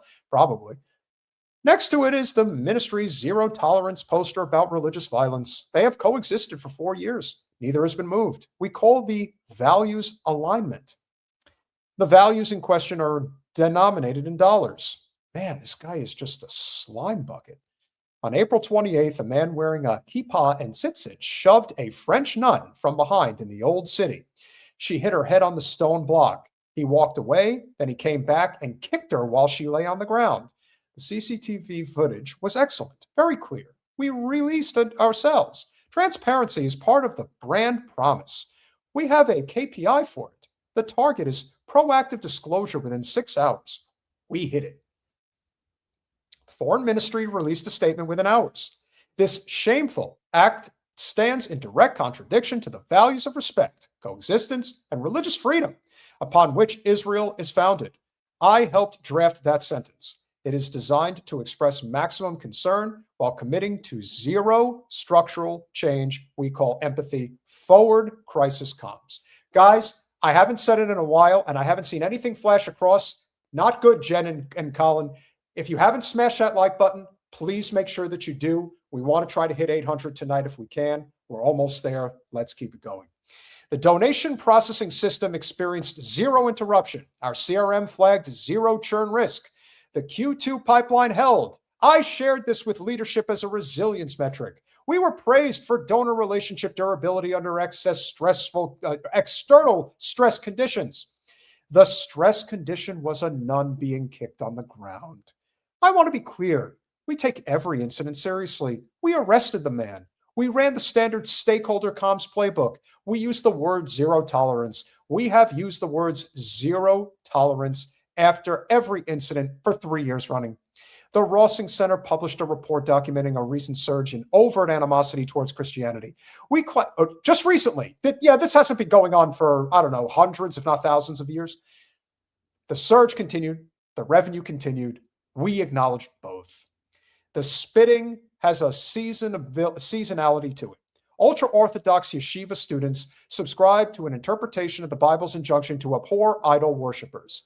They spit on Christian clergy. They spit on pilgrims. Man, this guy's just telling on himself. They spit near the entrance of the St. James Monastery. They spit in processions carrying wooden crosses through the old city. We characterize this as individual expressions of religious. That's what you classify it as? Individual expressions of religious sentiment? God, are you anything for a buck? Not institutional, not systemic, reoccurring, yes. Predictable, yes. Documented on video repeatedly, yes, but not systemic. Are you sure about that? Peaks around Easter. The best time to do it. Peaks around Easter. We built this into the forecasting model. We are proud of the model. It has a 92% predictive accuracy or in incident timing. The internal memo calls it seasonal brand friction. The recommended mitigation is a pre-Easter goodwill op, a joint tree planting, a shared prayer breakfast, something photogenic, something that takes the bad PR hit off of our ass, something the donors can screenshot and text to their pastors. We budget $45,000 per goodwill op. The ROI on preventing on a single donor inquiry about the spitting is roughly 600x. Oh, I'm sure. In March, Israeli police prevented the Latin Patriarch of Jerusalem from entering the Church of the Holy Sepulchre for a private mass on Palm Sunday. The Latin Patriarchate called it the first time in centuries this has occurred. We cited safety concerns during the Iran conflict. The restriction permitted small gatherings. A private mass is a small gathering. We classified this as a routine access optimization. This patriarch classified it as an act of desecration. Both assessments were filed. Ours was filed in the operational log. His filed in the web basket. The restriction was not about gathering size, but no one from our key donor segment filed a complaint. The evangelicals do not venerate the Latin Patriarch. They do not celebrate Palm Sunday. They are not Catholic. They are not Orthodox. They are not Armenian. They are a different kind of Christian. Yeah, because there's like 4,000 religions in the world. The kind that wires money. We have an internal taxonomy for this. Revenue adjacent denominations are monitored closely. Again, what is this guy doing? Giving like a mea culpa confession of some kind? The Latin Patriarchate is revenue neutral. The compliant was revenue neutral. We treated it accordingly. At the briefing, I pulled up the segmentation slide. In the donor segmentation, we called them Tier 1 high LTV faith partners. In the hallway, we called them the ATM. How much more does this have, Colin?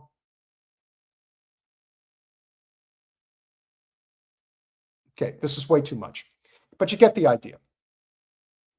What this man is effectively saying is that we are not going to stop doing what we're doing because there's too much money involved. Now, if you can scroll to the bottom, because I think somebody may have identified who this guy is.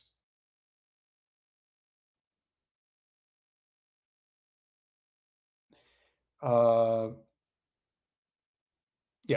And we'll just read what Real Dad said. Most writers would have ended on the none. He ended on the filing system. Every institution has an incident to revenue lag analysis. Most of them just don't name the spreadsheet. Recurring isolated incidents implies weather. The whole piece is a weather report no one is allowed to call a climate. The job title is fiction. The metrics are real. The euphemisms are real. The only thing he made up is that someone was honest enough to type it, and he never raised his voice once. This is because, in the end, Zionism and this whole construct is designed around this idea that we know that these people suck, but we're not going to stop. There's too much money involved. We're too rich as a result, so we're going to keep going. Well, this is where we have to step up. This is where the dismantlement of the relationship between the US and Israel has to happen. Because most, if not all, of what evangelism is about money and power. Look at Copeland, look at Hager, look at Austin, and need I say more? He is bragging. Peter Gurnis, who is behind all of this, is bragging that this is about money and power. And yes, so the Zionists are scumbags, but money, guys, lots of it. And he's bragging about it. We didn't ask for any money. They just gave it to us. Oh, is that so? It is one vicious, deplorable cycle of corruption in the name of God. Now, regardless of what you believe or what you don't believe, that's pretty blasphemous. And I don't think anybody should have to be party to it. So for those who still don't understand the shtick of the Copelands, Hages, and Austins of the world, Peter Gurnis just gave it to you on a silver platter. And all for the purpose of taking the Lord's name in vain. Hey, if you can live with yourself, apparently they can. Now, I'd be amiss not to bring up the fact that we have seen it here stateside, that things are getting pretty dicey when it comes to all, if not everything, that has been spewed regarding Erika Kirk, Turning Point USA, the Daily Wire. Again, we still got a lot more to go, guys, so buckle up. This is going to be fun. But in some ways, I'm grateful for Erika Kirk because she's so bad at this and she doesn't stop that, frankly, I appreciate the fact that her ego is so shattered by the fact that no one believes her, that everyone looks at her and laughs, kind of like AOC. Only in this case, it's in the eyes, Chico. Whatever she was thinking by making this video, maybe because she's always wanted to be an actor, she thought she was putting on an act and somebody forgot to say cut. Whatever it was, this is beyond explanation. You just have to listen. It seems to me that nothing will ever be enough for the evil in this world. Our country has become unrecognizable. These people have perverted the truth to the point that they motivated the murder of my husband. They have continuously tried to assassinate the president, and anyone who stands in their way is labeled hateful, racist, fascist, and every other trigger word that is grossly dishonest. We want the best for our country. They don't. This is why Charlie started Turning Point USA in the first place. He didn't trust the radicalized liberal teachers. And this past Saturday, it was a school teacher, of all people, a school teacher, that attempted to change our history for the worst with bullets. And everyone is asking why I even went to the White House Correspondents' Dinner. And it was because many of the journalists in that room have attempted to dehumanize me, and I wanted to meet some of them face to face.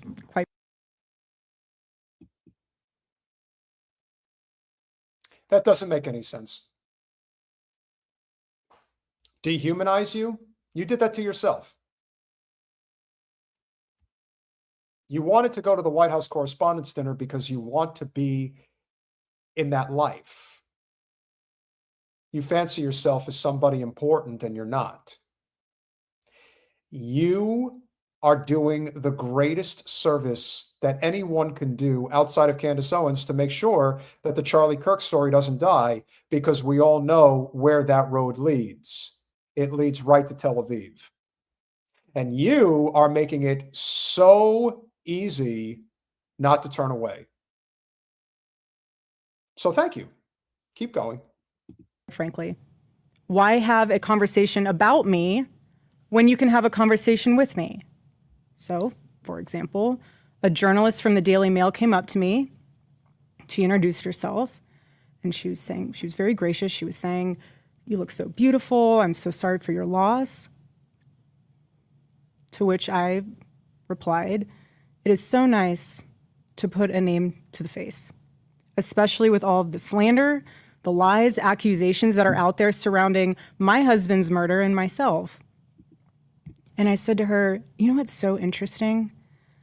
This is my first time at the White House Correspondents' Dinner, and I find it so fascinating, the dynamic that is going on right now, because everyone is all dressed up, and you guys are co-mingling in and out of each other's cocktail parties.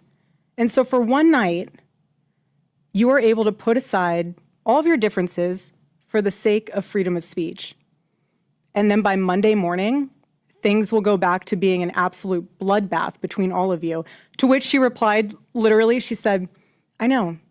Isn't it special, right? Isn't tonight so special?"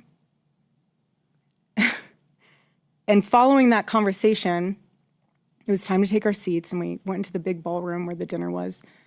And one of the first things I noticed when I walked into that room was quite literally the proximity of the opposing outlets to one another. So you have one table here that's Politico, and another table here that's Fox, and another table here that's WAPO, and you're all crammed together, elbow to elbow.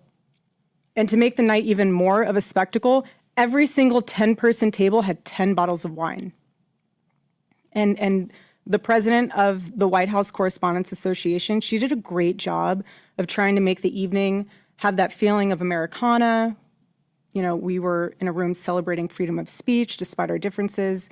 And the U.S. Marine Band performed the national anthem so beautifully. And then shortly thereafter, gunshots rang out and total chaos ensued. And you guys have all seen what happened next, because there are 1,000 videos of it. So. Yes, and then you put on a glorious act, as you often do. You knew exactly where the cameras were. You knew exactly what to do.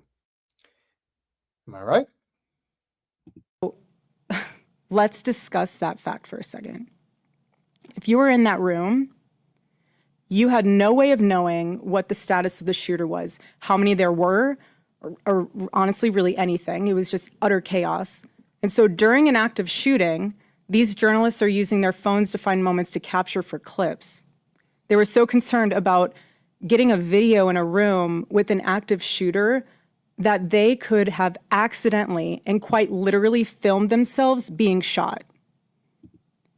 Many of those people have become so desensitized that fight or flight became secondary to the opportunity of putting themselves into the story, which ironically breaks the #1 rule of journalism.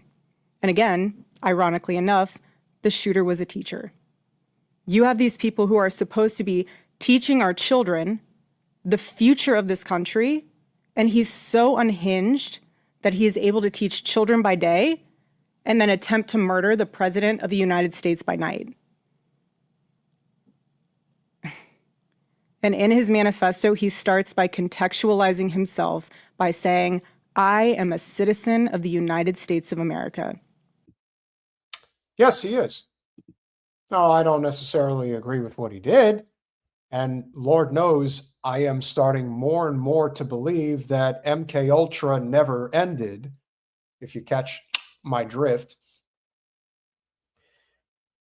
But this holier than art thou shtick that she is still trying to pull off while she's dressed like a cat burglar.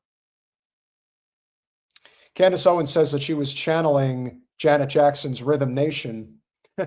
Not really. Janet can hold a tune and she can dance.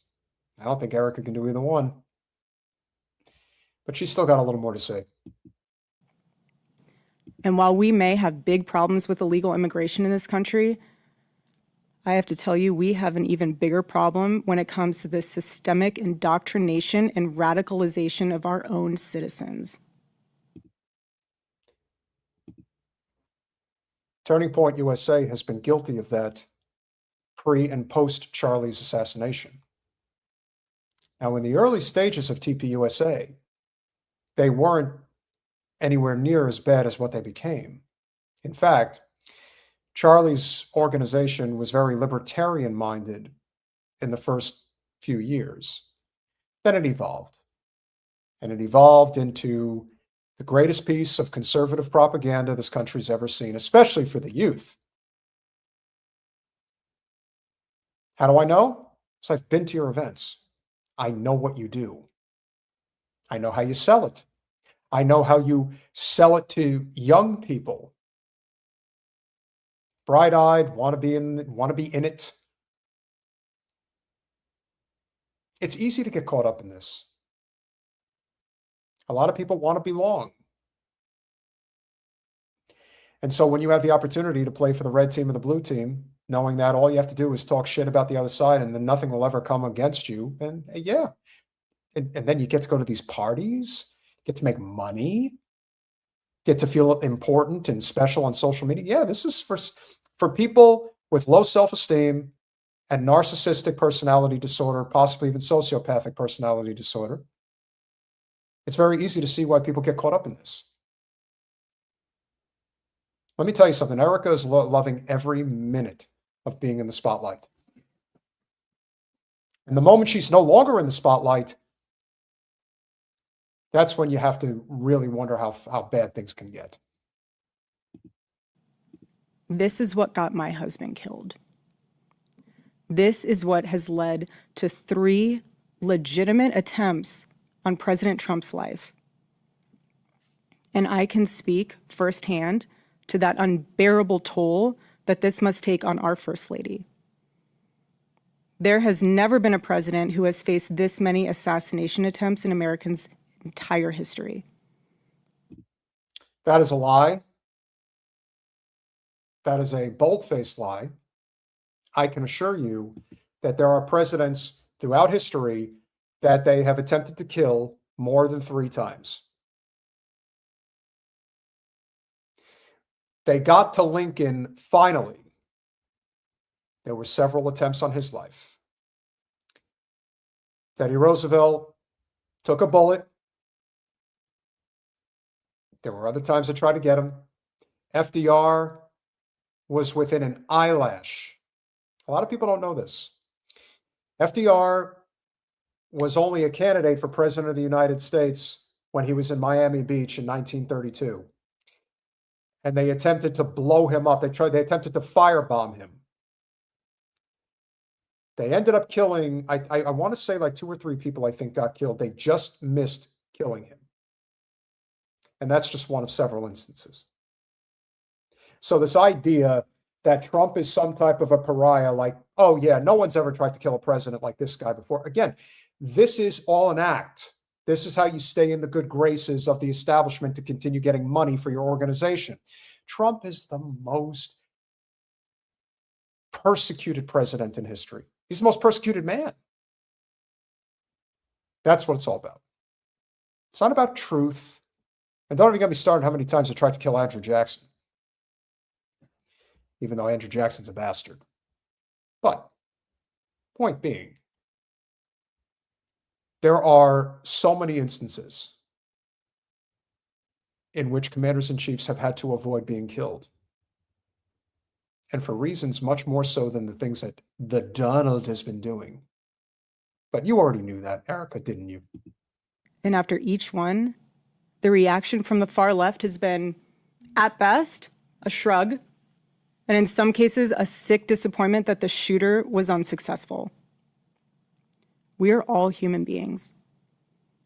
And if you can just pause and just take a minute and ask yourself, how would you feel if even just one person made cruel jokes about the attempted murder of your loved one?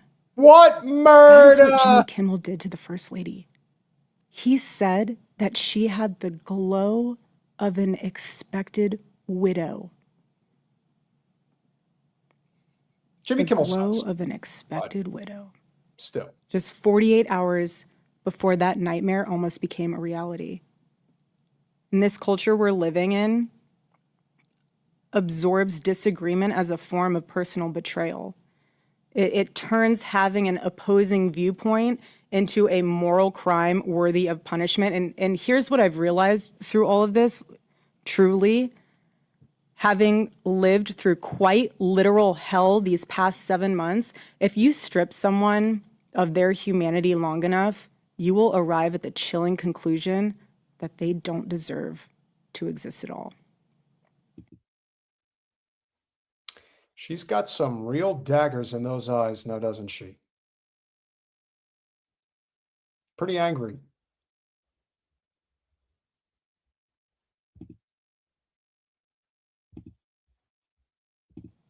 Every morning I wake up to a new headline lying about me. I have comedians dressing up in whiteface. I have people saying I'm not fit to be CEO, and I have Candace Owens claiming I murdered my husband. And I think you probably had something to do with it. There are way too many signs that suggest that you had something to do with his removal, not the least of which is how you posed in front of his casket. Not the least of which is how you've acted since his assassination. Not the least of which is your lack of interest in a legitimate investigation. Not the least of which is covering your tracks, which you did a terrible job of. Not the least of which is that most people believe unequivocally that you are an accomplice. And people should laugh at her. She's a joke. But she's also somebody who I do believe has a lot of blood under her fingernails. You could keep acting and you could keep trying, but it's not going to work. By the way, guys, if you're not subscribed over at Rumble, please make sure that you do. Like I said, our channel is always getting hit with suppression. So revolutionary change at Rumble. I appreciate our Rumble people in the chat tonight. I am more convinced that Charlie is deceased than I am Jeffrey Epstein's deceased. Charlie Kirk wasn't hiding a plethora of important information in a way that would require him to have a kill switch in a way that Jeffrey Epstein does. But that's where I stand. And the list goes on and on and on.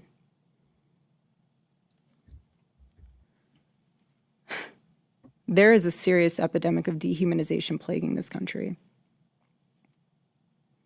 The most unthinkable tragedies have now become commonplace in our daily headlines, and yet the media finds a way to conveniently explain away violence.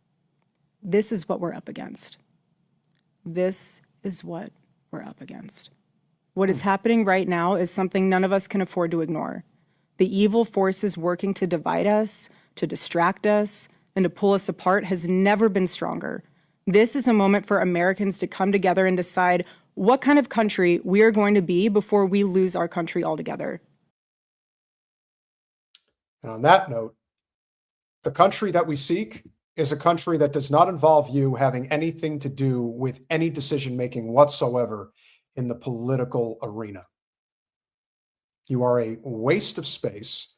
You are also somebody who holds extreme resentment towards others. It is obvious that you have a lot of axes to grind, and you plan on grinding them as long as you are in a position of authority. But remember, your organization, despite what some people may think, is hanging by a thread.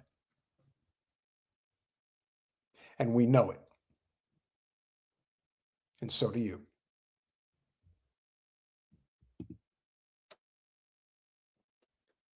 How do we know the organization is hanging by a thread? Because the other organization that has garnered the most attention in the grand scheme of what has transpired over the past, I guess it's 10 months now, there's something much more drastic at play. You know, they say that the arc of justice, or how does it, I can never get this right. I can never get it right.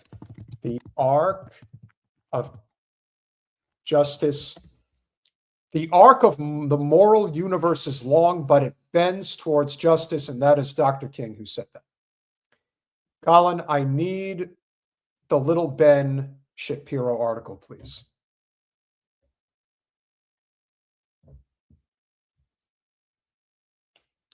Now, in some cases, it has taken a lot longer than one would want to see some semblance of justice, that things are actually changing for the better.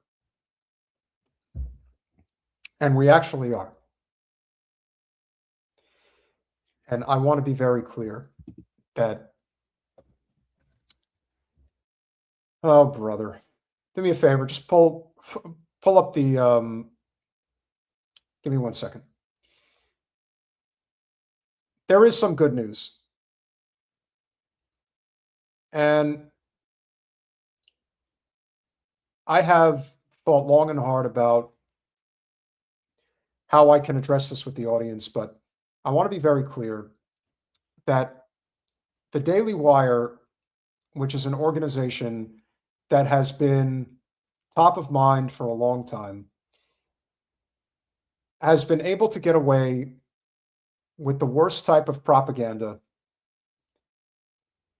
And it would definitely be worth noting that it took a decade of propaganda that never seemed to go away. One would ask themselves, how long could Ben Shapiro possibly hold out when it was obvious? You think you're better than me, Paul? Do you think you're hanging there all day, you're higher than me, you're better than me? Yeah, well, I don't miss you. You're not. I'm a father. I can think that you are not better than me at all. Yeah, I'll teach you.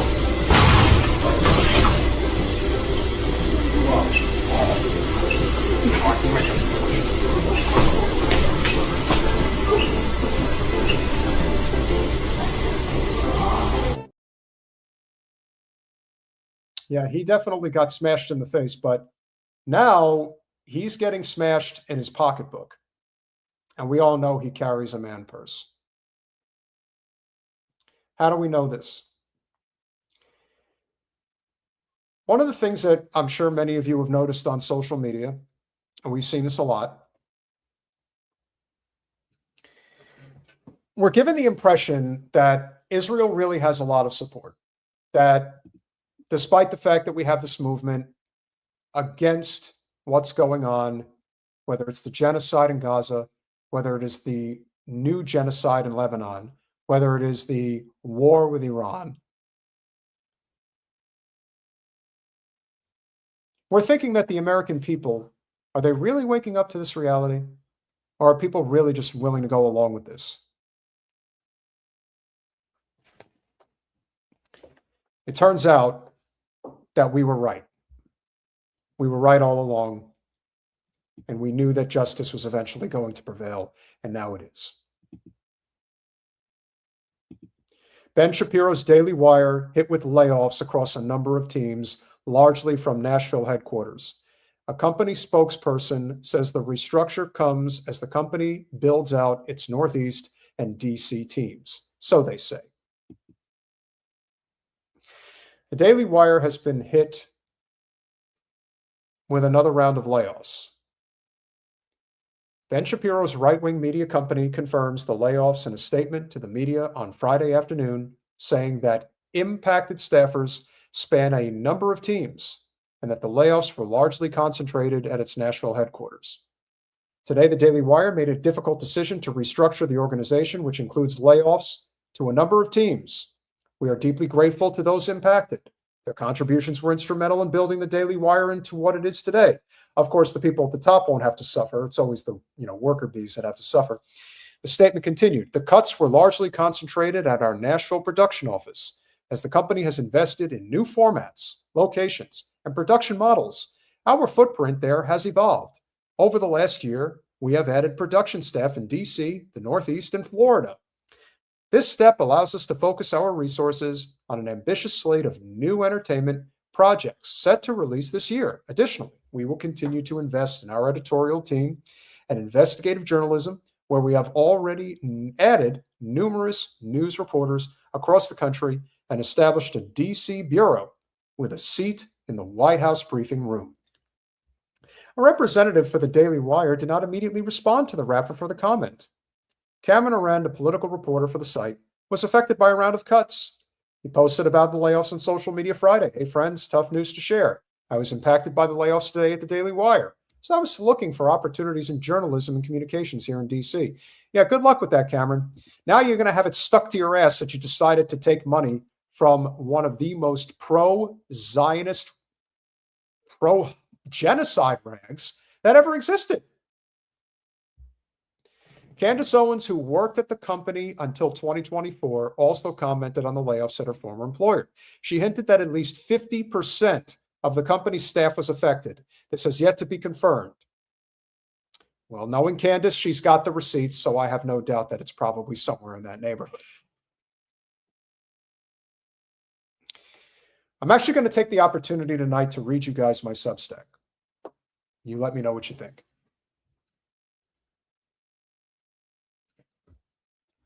Colin, if you would, please.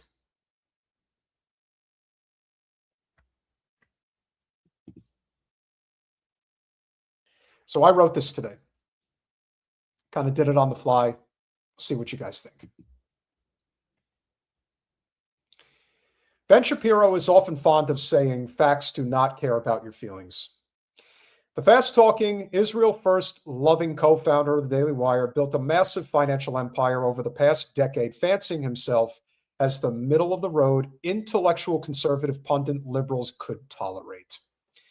When Trump ran for president in 2015-16, as a faux populist channeling Bernie Sanders on key issues like trade and foreign policy, he became a sworn enemy of Little Ben. But once the Donald took power and ceded much foreign policy responsibility to his son-in-law, Jared Kushner, a key figure in the Israel First movement saw his greatest opportunity. So the slimy, savvy Ben seized the moment by buttering up Trump like a bag of movie popcorn to fulfill the Zionist cause's intended goals. After all, a narcissist's greatest weakness is flattery. In retrospect, moving the Israeli embassy from Tel Aviv to Jerusalem and annexing the Golan Heights in his first term were paltry compared to what transpired in the past 2.5 years.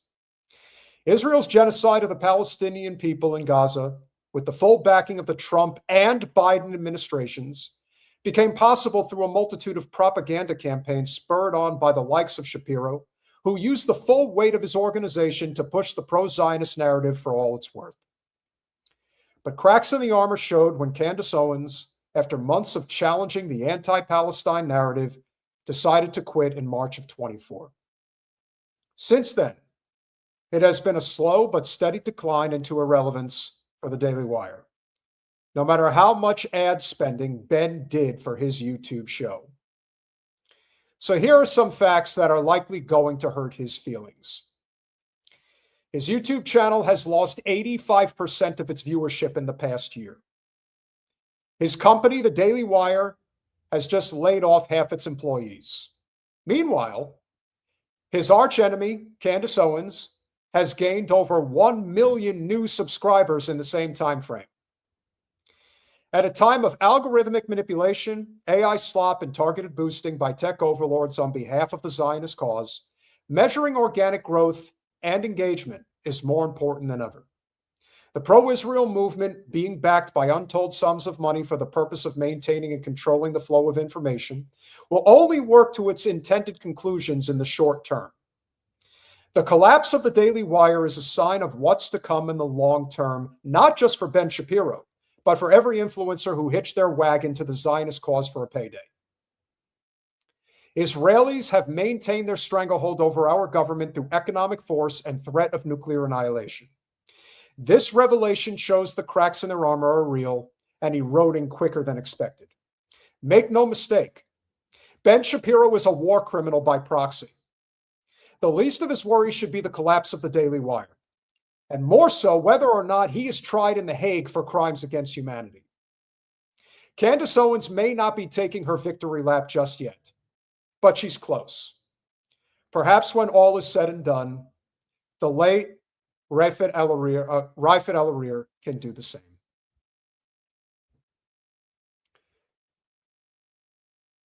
Now, if you enjoyed that, which I hope you did, I would really appreciate each and every one of you going over to substack.com/@revolutionarychange and just signing up there. Doesn't cost you anything. I am going to try to do at least one a week. I'll do the best I can.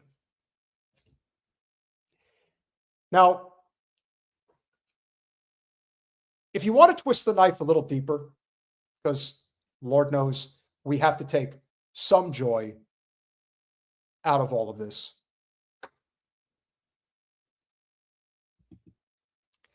Turning Point USA, as many of you know, received a bribe of $1 million from the Daily Wire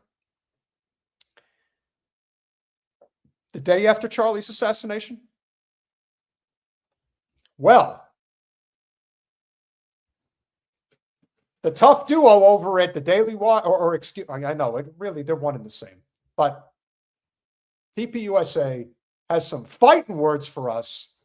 So here's what they had to say.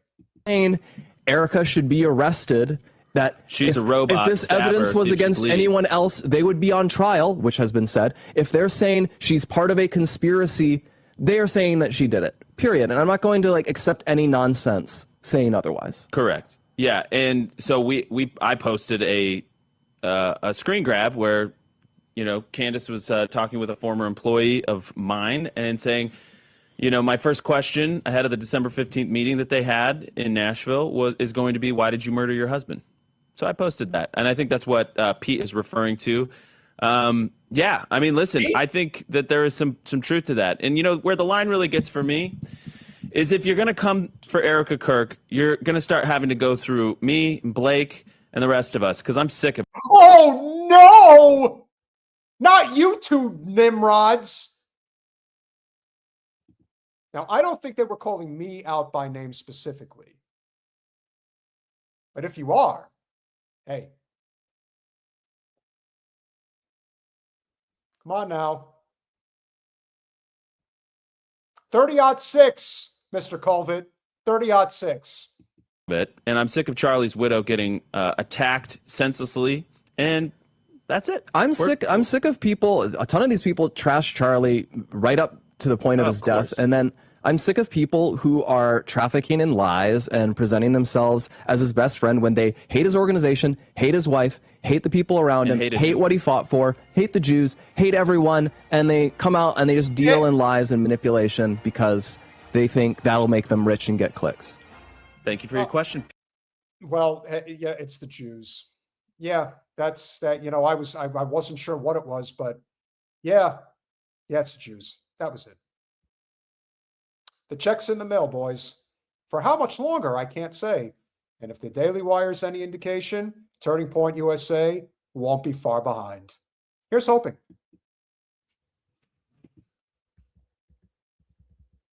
Let's end on a positive note. Now, initially, this is not going to look positive, but it will end positive.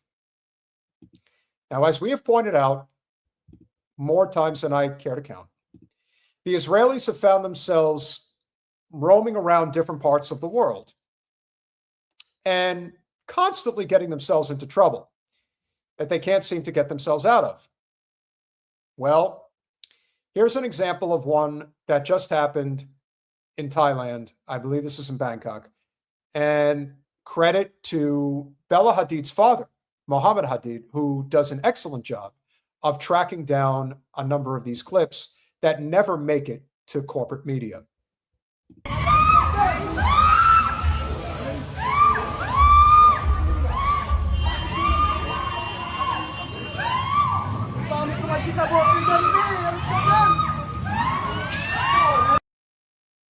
Now, let's be very clear. From the time that I was a kid, I always knew right from wrong, not because I was necessarily told, but no matter how bad, and I've had plenty of women mistreat me over my life, but you don't fucking hit women. You don't hit children. And yet, not only do they gleefully do it, they kill them too. Rape them, maim them. And yet you look at other people standing around there just watching this so-called tough guy repeatedly battering a woman, and no one does anything. And then I do often wonder why that's the case. What is it about the Israeli men and the need to hit women? This isn't a one-off thing. This is a common thing, like really fucking common. So when you see it, you're at the point now where it's just not surprising anymore. It comes to be expected, but there's more.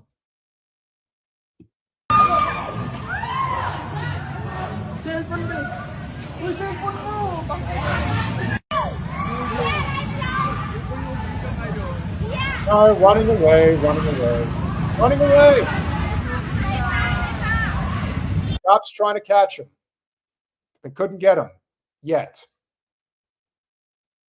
But hang in there, guys. Hang in there.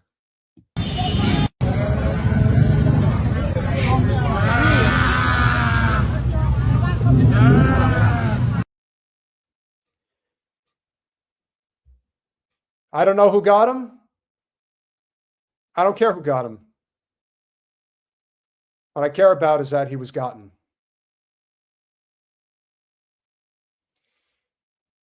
It looks like he took one hell of a shot to his head. He looks like he's lying right on the pavement. And he could be seeing stars or who knows what. Every Zio scum out there, and I mean every last one of them, especially ones that traffic in hurting women and children, should end up like him. Only that's not enough. Now, you'll hear the locals speaking in their language, but Lord knows what they're saying to him, and it's not very nice.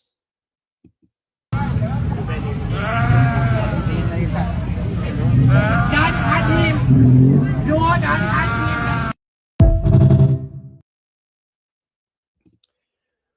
Whatever they were saying, and he is a gremlin. I hope he's got brain damage. Maybe then he won't be able to hurt somebody again like that. Who knows? But if there is an image that should be satisfying to everybody, it's this. This is a satisfying image because this is how people that hit innocent women and children, that brutalize people that cannot defend themselves against somebody of his size, this is how they should all be treated. And Lord knows if anybody was his size, he wouldn't be messing with them. He probably wouldn't even be messing with a man. But just remember, guys, men that hit women have a lot of problems. Whether it's because of what they're internalizing from their own trauma that they had to deal with, whether they're internalizing their lack of manhood in more ways than one, whether they truly believe that they're the chosen people and can get away with these brutal crimes because somebody blew enough smoke up their ass to make them believe that they could. Whatever the reasoning is, this is somebody who should become the poster child for what should happen to every man, not just an Israeli. Well, let's be very clear about this. Israelis are just notorious for this. When men do this to women and children, this is what should be coming to them.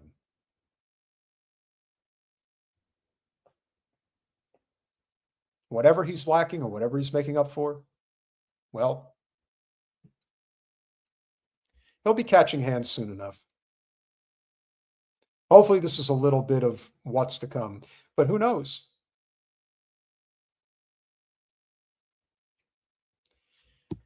I know I think they're non-attack.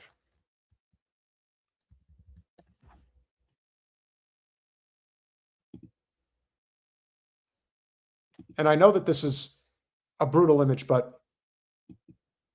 and if you haven't, guys, one more time, make sure that you smash that like button. Make sure that you are subscribed. Make sure that you share the stream. Do all those things that we ask you to do. And we're not done. Believe it or not, we have a little bit more good news to share. Again, justice is funny. And sometimes it doesn't come right away. But eventually, there is some justice. And so here is maybe a little bit more justice that we desperately need right now. Israeli police arrest a man suspected of attacking a nun near Jerusalem's Old City. So they got him.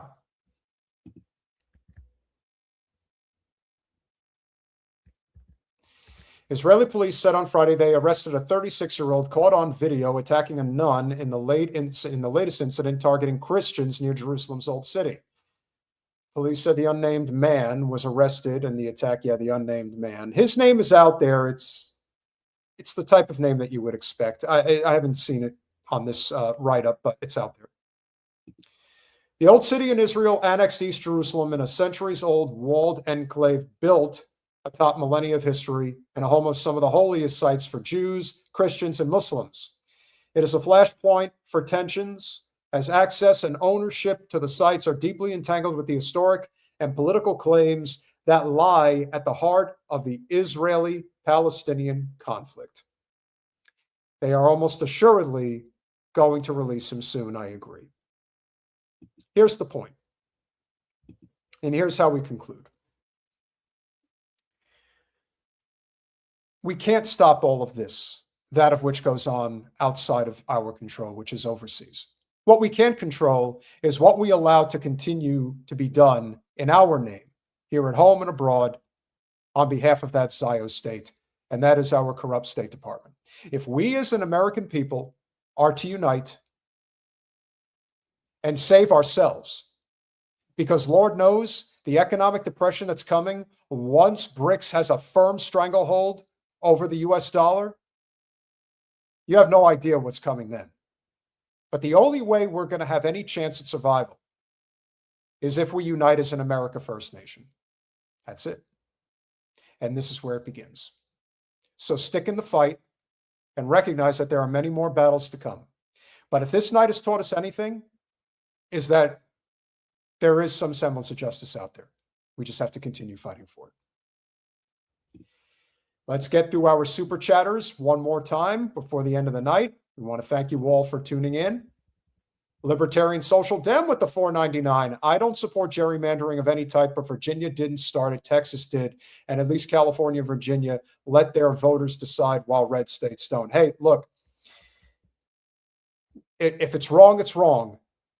There should be no gerrymandering, period. It shouldn't exist. We should have fair districts.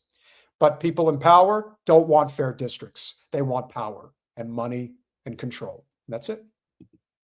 Citizen Pendejo with the 20 pesos. Tucker's counting on Nick to be his Charlie Kirk? I sure hope not. That would be a very big mistake. Angry Bird with the 10 pounds. Sick of these renobates. So what a few of them got attacked. And sing it, Malcolm. Citizen Pendejo with the 20 pesos. MSM is selling the Nun hit as a racially motivated, whatever they have to do to not sell it as anything that has to do with Israel. Ira Justin with the $2. Erika looking like a YN. She needs a shiesty mask. Very cute. Citizen Pendejo with the 20 pesos. Erika and Trump were chosen to fuel empire and did it instead. Agreed. Teresa with the $5. Why would a young man with such bright future throw his life away to eliminate a president who might die soon of natural causes anyway? Great question. And finally, is Ofa Show with the 5 Revolutionary Change gifted memberships. Thank you very, very much. Hope you've all had a great time. And one more time, smash that like button, share, subscribe, do all those things we ask you to do. We love you all. We appreciate you all. We'll see you Monday, and free Palestine. Good night.